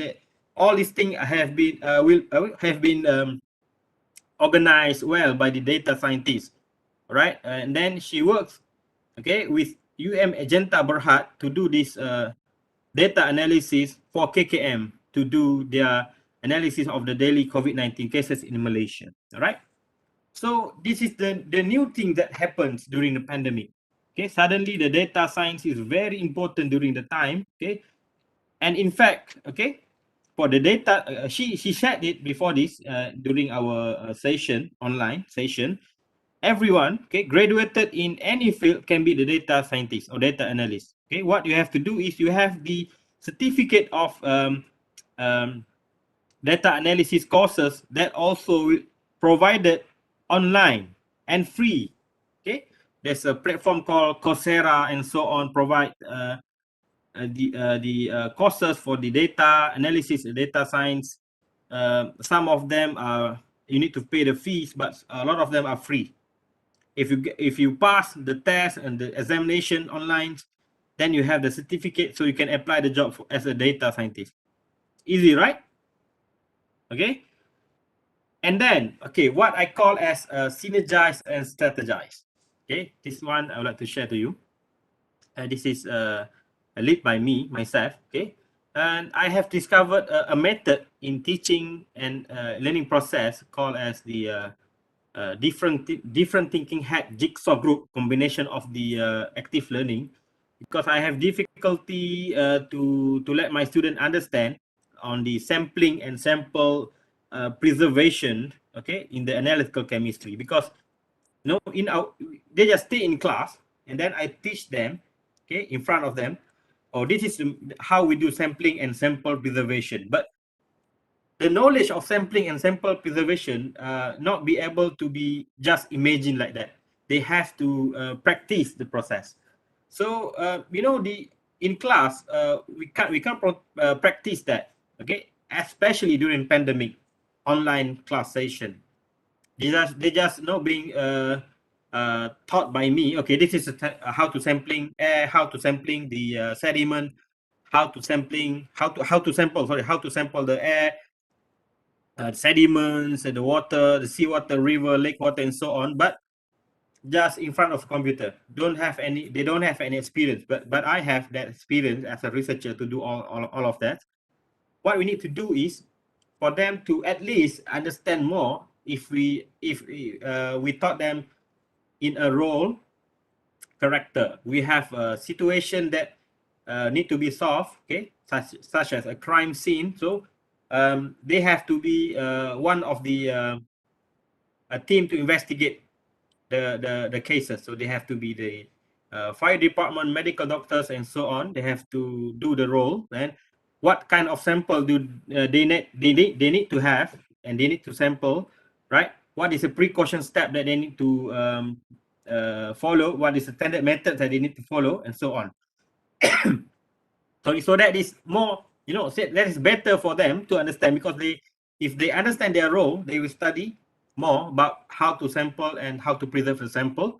They will understand more, and then it's really fun to have that kind of teaching and learning session with that situation. Okay, they get the knowledge when they have in terms of everyone owns role. Okay, and we rotate the role for each other. So we present. Okay, I have present these methods in the Future Ready Educators Week, and also I have put this in together, compile as the as a new method, and I present in the conference called as New Academia Learning Innovation.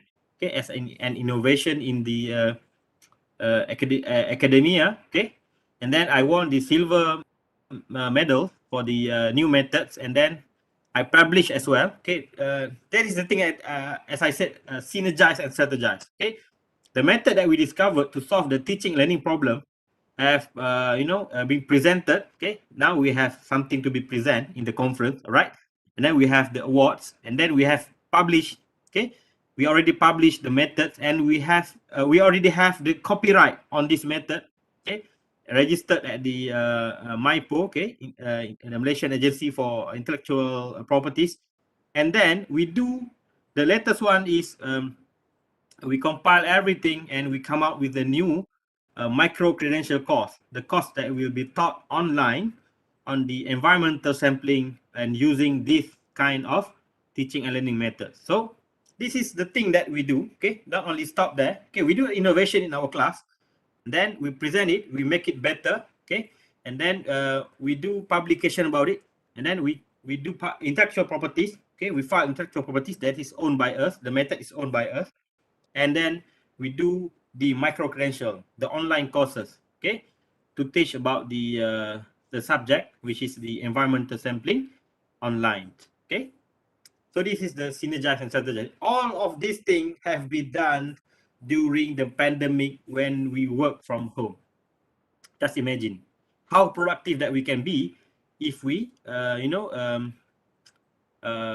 make use of all these benefit that we have, okay, during the pandemic. Okay, that is all about the adaptation. Okay, we now we are now adapt with the situation. Okay, at the beginning it's a gloomy day for us. Okay, what to do? Okay, what happened in our next future career and so on. We lost our connection with lab, so we are very sad. And now we adapt. Okay, we have adapt. Okay, now what happened to the new career opportunities after the pandemic? Do pupils like to learn in science and technology and engineering and mathematical science, or do people love this career, or is there any bright future for this career? Okay, in science, technology, engineering, and mathematical science or STEM. Okay, do scientists have a bright future career or opportunities? Okay, let us discuss. This most of the content in this slide I just got it from the portals online. Okay, it is about the STEM job perspective at UK, Europe, and United States. Okay, they do some surveys. Okay, since the pandemic on how has the COVID-19 pandemic affected the STEM pay and job prospects. Okay, and surprisingly, it doesn't affect them at all. Okay, the level of satisfaction with employers' response to COVID-19 in UK is 45%. Okay, the satisfaction of the employee with the employer. Okay, what about the salary development? The salary of in the STEM job perspective, okay, or for the scientists are keep increasing. Okay, and for now, at least, STEM industries are largely coping with change due to the pandemic. Okay, the STEM industries cope with the pandemic situation, adapt with the pandemic situation, and grow. Right? One respondent in Europe said their discontent was to do with their employers' lack of organization as well as limited information and safety measures. The leadership of our institute was not unified, and we were getting contradicting information from different parts of leadership. Okay, this is at the beginning of the pandemic situation, and after that, okay, they already cope with the situation. Okay, and job retention scheme is back work as normal. Okay, 65% back at work as normal. Okay, and only about 37% back at work part-time, and for those who not back at work at all, it's about 24%. So in conclusion, for this situation, that from the survey that have been done in UK, Europe, and US, the pandemic doesn't affect the STEM pay and job prospect at all, right? And these industries excel during the pandemic. What kind of industries? Biotech, of course. Okay, the biotech company come out with a lot of innovation during the pandemic, such as the saliva test kit. Okay, you have the saliva test kit, right? So you can do your COVID-19 test by yourself, okay, without going to any clinics or labs and so on, okay. That is innovation that have been done during pandemic. So this industry is excel during pandemic. Pharma industries, of course, okay, we have vaccines, right? We have all the medications, okay. Of course, the pharma industries excel well during pandemic. Online retail, of course, you shop a lot, right? Using Lazada, Shopee, okay, and so on during the pandemic, okay. The courier company, also growth. The logistic company also growth during the pandemic time to deliver all the things that you buy every day. Then the lab service sectors also grow, excel during pandemic time, and the medical devices company also, excel during pandemic. And all these industries involve scientists. So does the science career affected by the pandemic? Of course, not at all.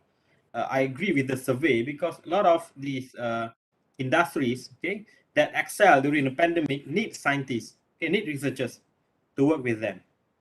All right. And then what we need to do is just be prepared. Okay. This is a suggestion provided by the QS Top Universities portal. Suggests, sorry, not 9, but 6 skills you'll need to succeed in the post-coronavirus business world. Right? What are the 6 skills? The first one is leadership. Leadership. Don't believe that only managers should possess leadership skill. Anyone demonstrate good leadership.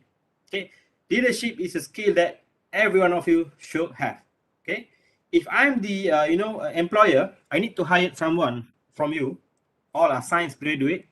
Okay, 9 of you are bookworms. Only study by your own and you have a good pointers, but only 1 of you have not so good, not so high in your pointers in your result, but have a really good communication and leadership skill. For now, leadership skill. Of course, I will hire him or her to work with me because leadership skill is very important in the industries. Okay, because you said that you are scientists. What to do with the leadership skill? Okay, as a scientist, you will lead, okay, a research team. You will organize a research team to do something. Okay, you need to organize all your substitutes. Okay, all the people under you to do something, all the technician and so on. Okay, you need to lead them to organize a task and so on. So you need a leadership skill there. Okay, and then flexibility and adaptability. Okay, being flexible. Okay, adaptable is something we've all had to get used to over the last few months. Okay, adapt. Okay, again we hear the word adaptability. Okay, in whatever situation. Okay, the skill that you need to have if you are fast in adaptability. You're fast to adapt with any situation.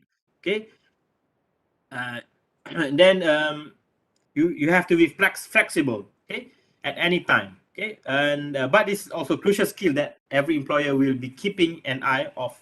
Okay, because not all of us have this skill that can adapt with any situation. Okay, can cope with any situation and can be flexible. Okay, to do whatever job that have been asked them to do. Okay, and then of course this is an important thing also, the creativity and innovation.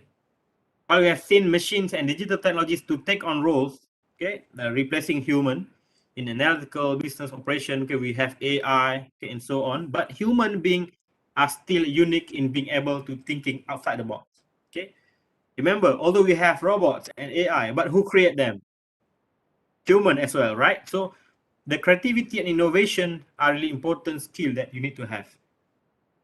I'm glad to be in this platform to share with you, and I would like to congratulate to those who organized this program. Okay, you are really creative and innovative because even this is an online platform. I received the boarding pass in my email. Okay, like a aeroplane ticket. Okay, that's really tricky for me. Okay, to have that boarding pass with a QR code to scan and directly to have the link to this Webex session.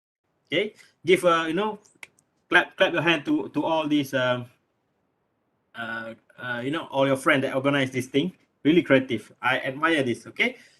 All right. And you also need to do a critical. You need to have the critical thinking skill. Okay. Data published by the Society of Human Resource Management, okay, found that 37% of employers considered problem solving and critical thinking among the top soft skill candidates lack.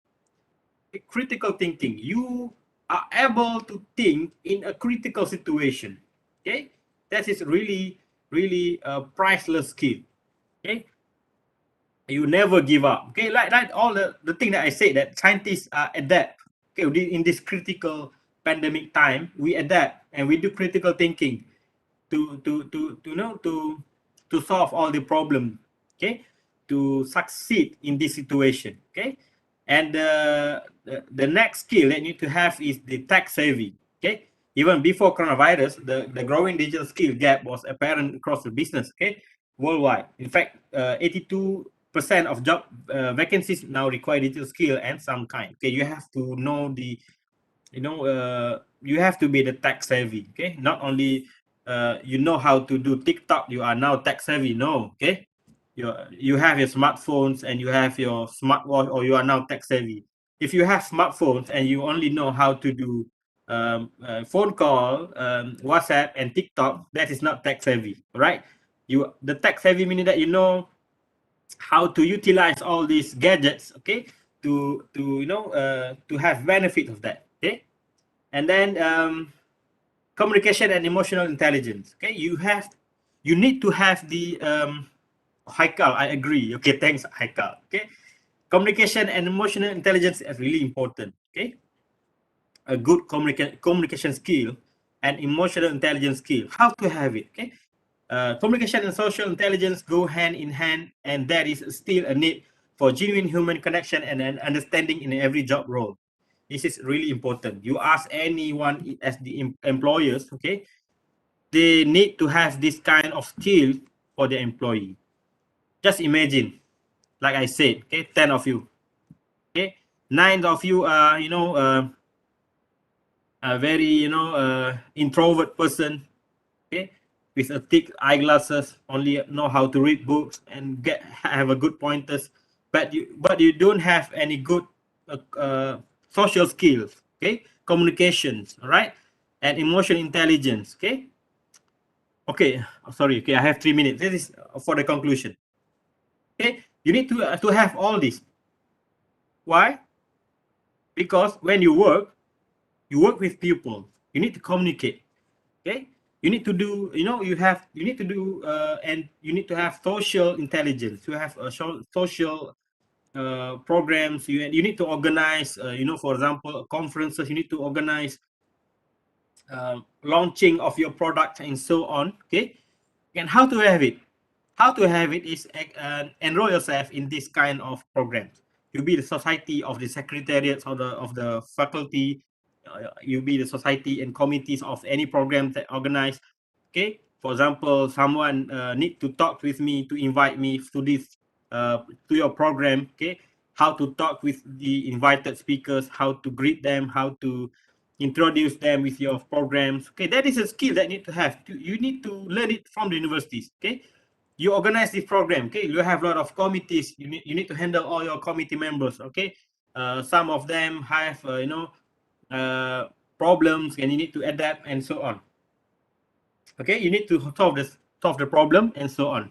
That is the skill that you need to have, and you need you need to gain, you need to learn, you need to have the experience since the university's time. Okay, if you have all these 6 skills, okay, you are easy to be hired in any sector. Okay, and also what universities can do, a lot of things that university can provide to the students, okay, to the future scientists. According to the physicworld.com, engage students with employability activities through the timetable, modules, and preferably accredited. Okay, and then ensure students to build a portfolio of experience from first to final year to provide them with evidence of personal development and a tangible track record of performance. Okay, meaning that universities can help students to build a portfolio since the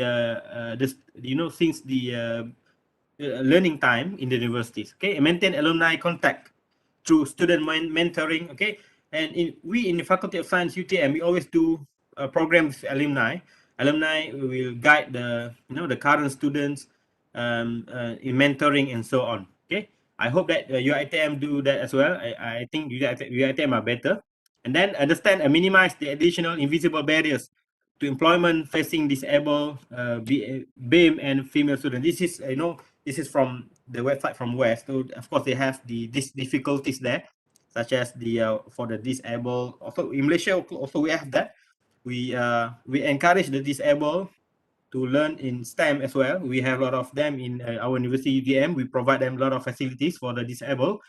And the BAME is racial problem there in the West countries there where they have some of them downgrade or discriminate all the Asian, the other races except whites and so on. So and female students, we should not discriminate. Okay, of course we in Malaysia we are not discriminating each other. Okay, that is the benefit of us in Malaysia. We have multicultural, multi races in our country. We get to know to each other and we make friends and help each other. And then challenge academic on their perception of professional skill and that their value and their value. Right, and instead of academics thing that we need to learn in university, we also need to learn the professional skill as well.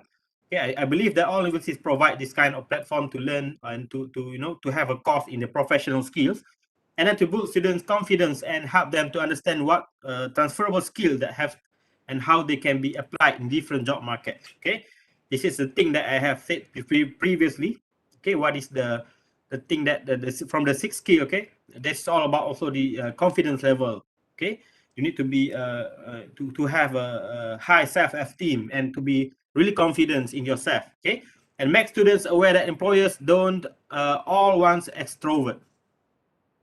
They value diversity and students with different abilities. Okay, of course, I said before this that introverts, are quite difficult in the social sectors and so on, but they also have their own ability. Okay, for the introverts. Okay, in the industries, the abilities for all of us are different. So we need to excel in our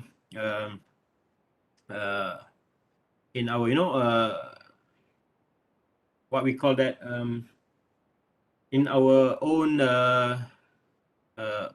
skills that we have. Okay, for example, in Malaysia we call that as our kelebihan. Okay, and our strength. Yes, our strength. Okay, we need to know our strength. Okay, sometimes we need to do our SWOT analysis to ourselves. What is our strength? What is our weakness? What is our opportunities? And what is our threaten? Okay, and focus on our strength and make them excel. Okay, and then make students realize that employers don't expect them to hit the ground running, but rather encourage them to learn from failures. Okay, of course, we make mistakes and then we learn from our mistakes. Okay, and then we getting better from that. And the university also should help students understand that having technical knowledge is not enough. They also need to demonstrate in application that and interview that they have the ability to apply the technical knowledge, often a key quality to set them apart from others. Yes, this is also important, right? Technical knowledge, of course, everyone in the same the same field of you. Okay? Everyone in the same in your courses. Okay, have the same technical skill and knowledge, but what is the extra thing that you have? Okay, you need to demonstrate that. For example, during the interview time, that is a short time that you need to demonstrate your ability, demonstrate your strength. Okay, different from others. Okay, demonstrate yourself that your self-confidence and so on, all in the interview session. I believe that a lot of interview mock interview session, or a lot of a career guidance from the university that from the career center, that they have a lot of courses, a lot of talks and seminars and so on to build our skills during the interviews. I believe that all universities have that. And this is really important to express ourselves during the interview session. We have a short, period of time, okay, to expose ourselves, to tell ourselves what is our strength and so on. Right. I quote from Albert Einstein: "The world is a dangerous place to live, not because of the people who are evil, but because of the people who don't do anything about it." Okay. And scientists are the future leaders. With that, thank you so much. Assalamualaikum and thank you. Okay. Okay, thank you, Technologist Chemist Dr. Faizwan, for his insight just now. Now we will proceed to the Q&A session. The participants may type your questions in the chat box, or you can just simply unmute your microphone.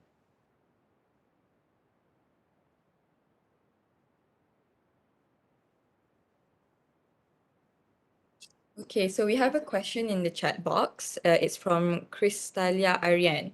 She said, "Hello and good morning, Dr. Faizwan. I have two questions about future career as a science student. What is other career in science field that we can do in this pandemic other than being a researcher or an academician? And do you think it is a good decision or not if the fresh graduates left the country and start their career abroad?" Okay, thank you, Kristalia Aryan, for this question. What are the other, what the science field students can do in this pandemic other than researcher or academician? You can do anything actually. Your bachelor degree is only your license, okay, to show that you have the discipline in the knowledge, okay, and then you can do whatever you want. You can be the entrepreneur, okay, or we call as for the technology entrepreneur as technopreneur, okay. You innovate something and then you build a startup for that, okay. A lot of startup from the university student. For example, from UiTM we have the Run Cloud, okay, startup, okay, kind of software that has been firstly introduced by them, and they successfully being the technopreneur for that startup. And then if you heard before this, the lorry, okay, the lorry is the apps for, you know, to book any lorries that if you want to move, okay, your goods from one place to another place.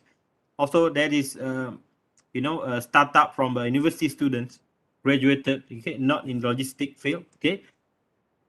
And you can also you know, works as in another field, okay, such as my friends in the, you know, if you see RTM, we have a good, really handsome, charming guy as the anchor of the news, as the news you know, news reader, I think, and as the host, okay, is you know, most of the hosts are, you know, have their bachelor degree in science, technology field, but after that they have their own passion to do something like that as a host, as a you know, as the news reader and so on. But you know, as I said, your bachelor degree is a license for you to show that you have a discipline in the knowledge, and then after that it's up to you what you're going to be, okay.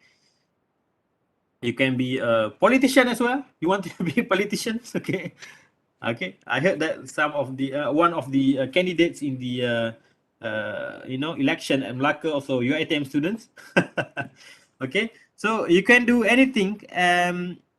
Not only restricted in science and technology field. If you are graduated, you can be anyone. Okay. That can benefit you know, yourself and the countries as well. Okay, I hope that can answer. But you have another question, right? And you think it's a good decision for not the fresh graduate to leave the country and start the career abroad? Please go, gain your experience anywhere you want. Okay, and please always remember to our beloved country. Okay, and come back here again. You know, to you know, to benefit the country. Okay, you just assume that you go there to gain your experience. Okay, to have your you know, good times there and bring back all the good things to our country. You know, to, you know, what we call in Malay as to balas jasa lah kan. So because we have learned here, we have been, studying here from primary school until, no, from kindergarten, I think, from until university, okay, with all the government support. So we need to benefit the country back, okay. But go anywhere you want around the world, okay, to gain the experience, knowledge, and so on. We have another question. Oh, sorry, I didn't use the backdrop that you have provided to me. It's okay, Doctor. All right. Unfortunately, we're running out of time. So Okay. for the ones who posted their questions on the YouTube live or in the chat box in Webex, we will take note and we will provide you the answers later in the Telegram group. I think another question, right? One question more. Heikel's question is the same as Crystalia's Okay. just now. Yeah.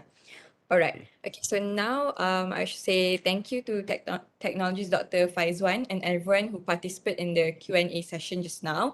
We hope that the Q&A session was able to answer everybody's questions. Okay. So since today is the last day of our program, we have prepared something special, which is a lucky draw session for everyone. So I would like to welcome Muhammad Afiq Akmal bin Norijan, the Vice Program Director, to lead the lucky draw session. Okay, now I use your backdrop.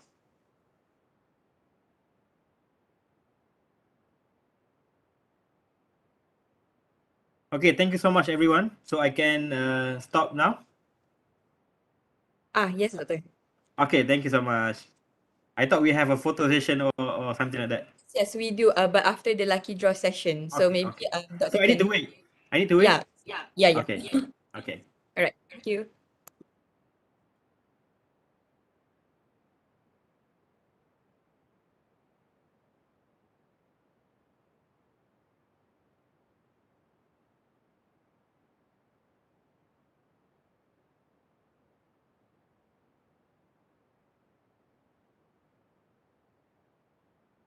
Okay, so I welcome Muhammad Afiq Akmal bin Norijan, the Vice Program Director, to lead the lucky draw session.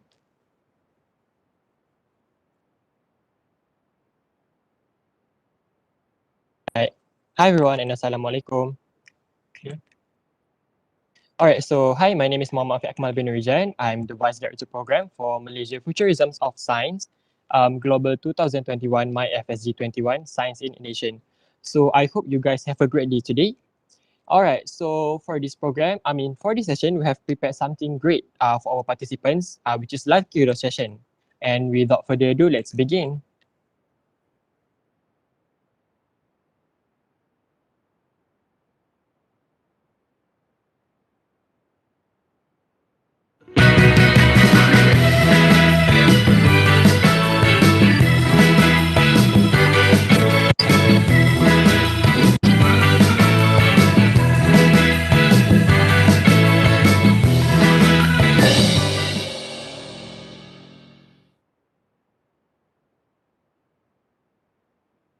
All right, congratulations to our first winner, which goes to Marisa binti Azman.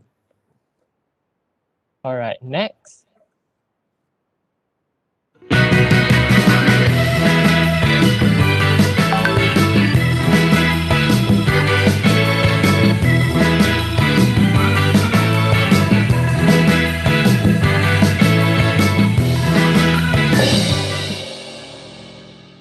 Okay, for the second lucky draw winner goes to Wan Nur Shamila binti Wan Saimi. Congratulations. All right, for the third one goes to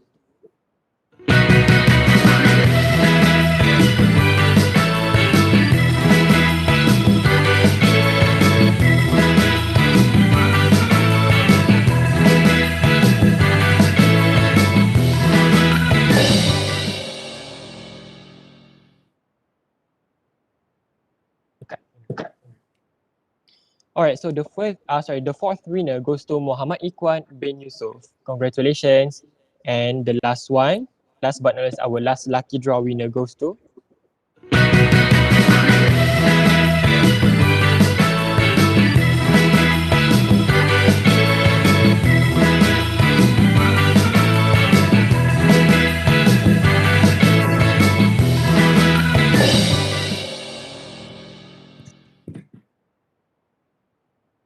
Okay, congratulations to Muhammad Harif bin Zaitul Akmal Hisham.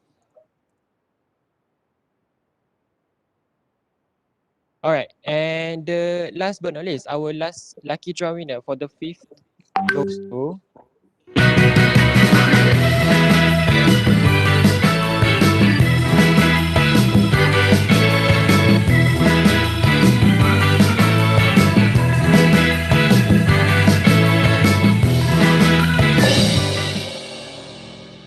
Okay, congratulations to Siti Nur Sahira binti Isar. Alright, congratulations to all lucky winners for this session, and reminder, to our lucky winners, you guys can contact our committee by the link given at the chat box below to redeem your prize. And again, thank you very much, and Assalamualaikum.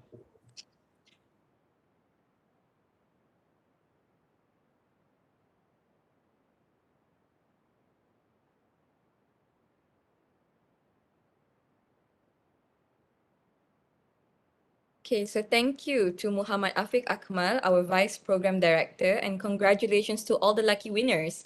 Okay, so you may contact the person in charge to claim your prizes. Their contact details will be given in the chat box after this. Okay, so we will now take another 5-minute break before proceeding to the closing ceremony.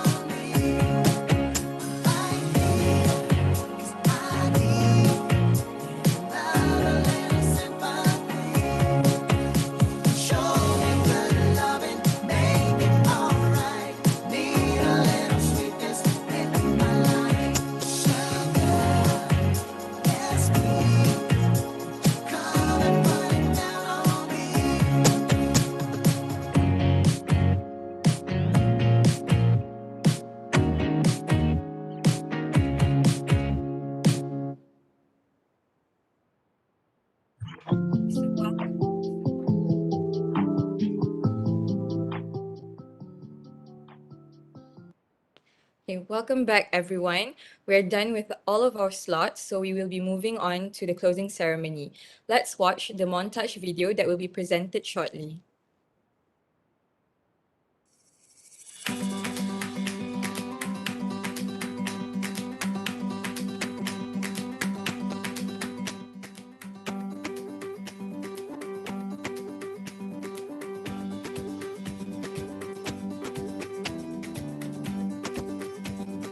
Views on science education and its future.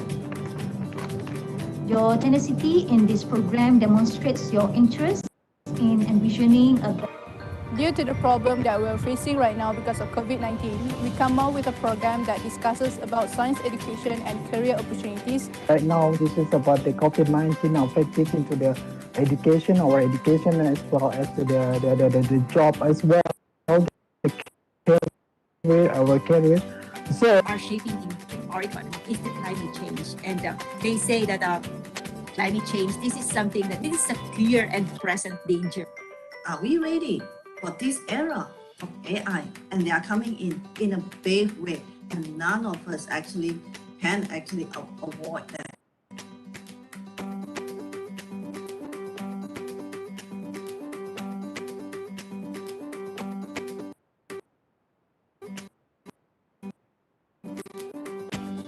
Thank you, everyone. Thank you so much.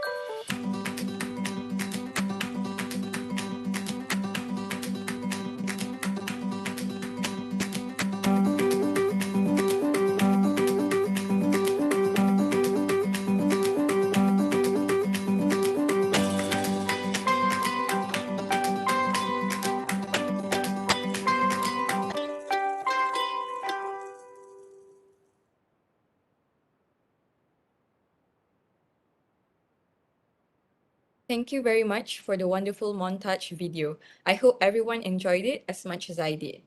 Okay, so now it is time for the speech from our Program Director of Malaysia Futurism of Science Global 2021, My FSG 21, Science in ASEAN, Nur Alyamunirah binti Yunus. Without further delay, please welcome.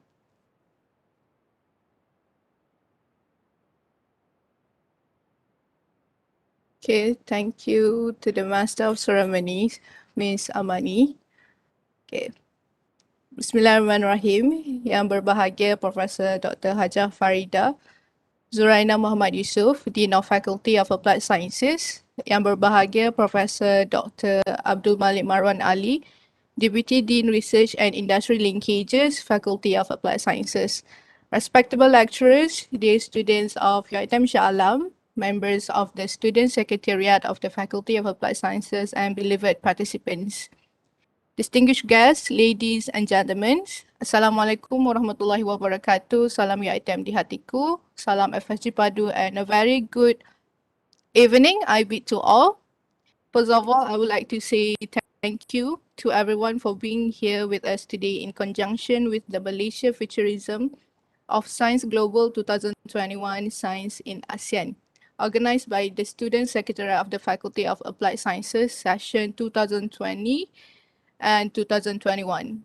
I would like to thank everyone for taking the time to join this program, and I am so happy and very glad to see the crowd here today in support to this program. Before I start, or before I go further with my speech, as the program director for my FSG 21, I would like to express my deepest and sincere appreciation to the committee members who work hard in making this event a reality, and not to forget the participants, the crowd that signifies today's success. As you guys can see, Malaysia Futurism of Science Global 2021 Science in ASEAN, known as my FSG 21, like we have been mentioning before, is actually a webinar program where panels from different ASEAN countries, namely Malaysia, Indonesia, Brunei, and Philippines, share their views on science education and its future. As this program emphasizes on digital learning, I believe that all of you will be benefiting from the program to compete yourself in the Industrial Revolution 4.0, as well as towards the Industrial Revolution 5.0. Although passion has helped us to unite, and the energy we create is what allows us to achieve our individual and group goals. And last but not least, before I call it a day, I would like to say congratulations once again to the Student Secretariat of the Faculty of Applied Sciences in making this program a success that brings great input for the students. And thank you for your time and effort. And once again, I wish everyone a great future ahead. Wabillahi taufiq wa hidayah. Assalamualaikum warahmatullahi wabarakatuh. Thank you everyone for your time.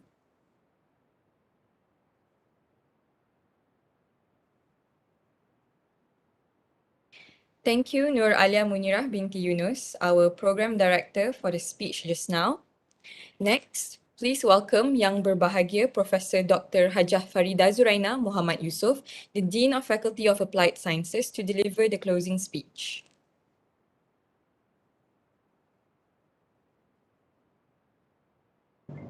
Bismillahirrahmanirrahim. Assalamualaikum warahmatullahi wabarakatuh. Salam FSG Padu, and a very good morning to all. Yang Mulia Prof. Madya Kemis Dr. Raja Razwan bin Dr. Idris, Deputy Dean of Student Affairs, Faculty of Applied Sciences. Yang berbahagia Profesor Dr. Abdul Malik Marwan Ali, Deputy Dean of Research in Industrial Linkages, Faculty of Applied Sciences. Alhamdulillah, thank you Allah for all the blessing. We are close to the end of the program of Malaysia Futurism of Science Global 2021 Science in ASEAN. Thank you for esteemed speakers and all participants from Malaysia, Indonesia, Brunei, Philippines, and other countries for participating in this program. I hope at the end of this program we have acquired new knowledge. Not to forget dear Student Secretariat of the Faculty of Applied Sciences and their full devotion in making this program a success. They have worked hard to ensure that the program achieves its objectives and benefits all participants. Ladies and gentlemen, I also hope it does not end here. Students can use this platform as a start to expand their network and share opinions with each other to improve the quality of science. I would like to end by saying thank you for all your time and attention. I pray for all your perseverance and taking your time to participate in Malaysia Futurism of Science Global 2021. Science in ASEAN gives a lot of benefits. May you all be successful and devoted to your respective countries in the future. Thank you very much.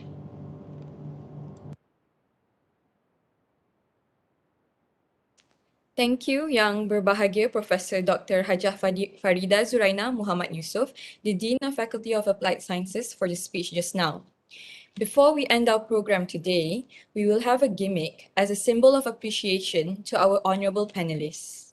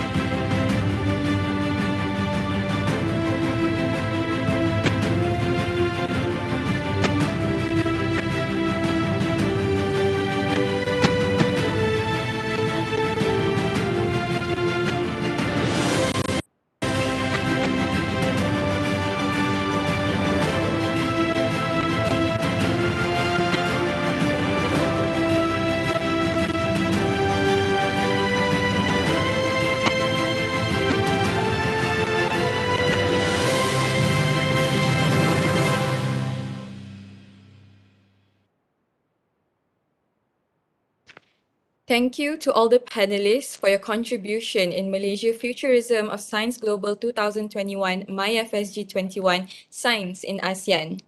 As the saying goes, to every beginning there is an ending, and now today's event has come to its end. Before we end our session, all participants may switch on your camera for the photography session.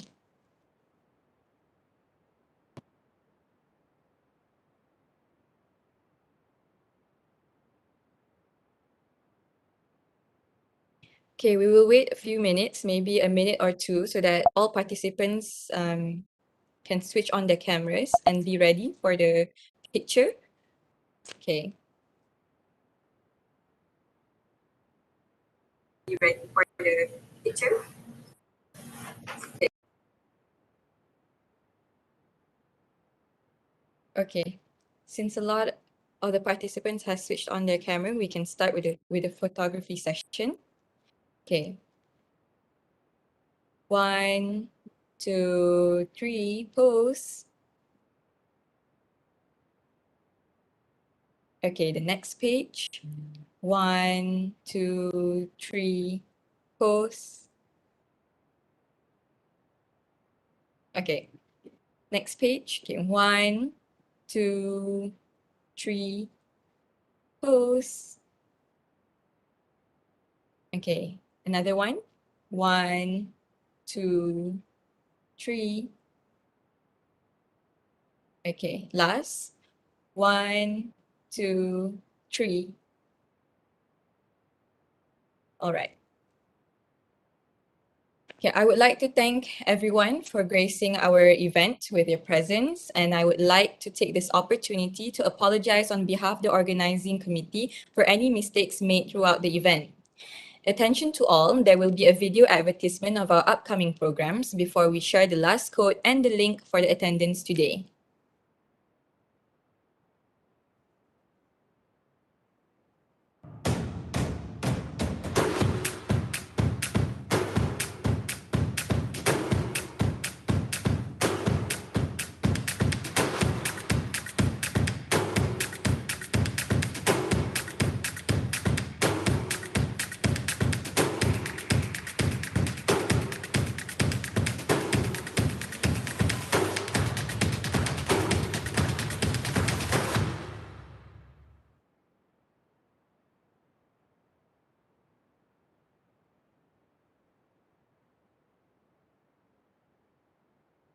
We hope that you guys enjoyed the video, and I'm very pleased to say that all of you are welcome to join our upcoming programs later on. So before we dismiss, the last code for today is MyFSG21. I repeat, the last code is MyFSG21. The attendance link will be given in the chat box, or you may scan the QR code that will be displayed on your screen later.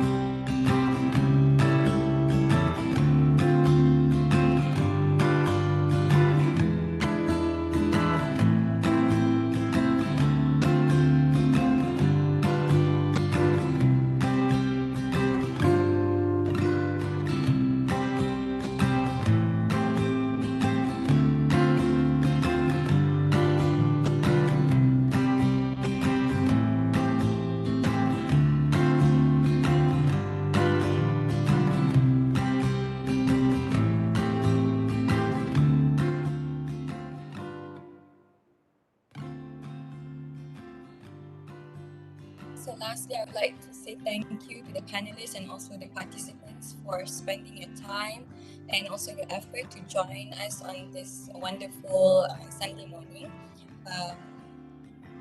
But unfortunately, our event has come to an end, so I would like to conclude my duties as the master of ceremony for today's event with Wabillahi Taufiq wal Hidayah. Wassalamualaikum warahmatullahi wabarakatuh.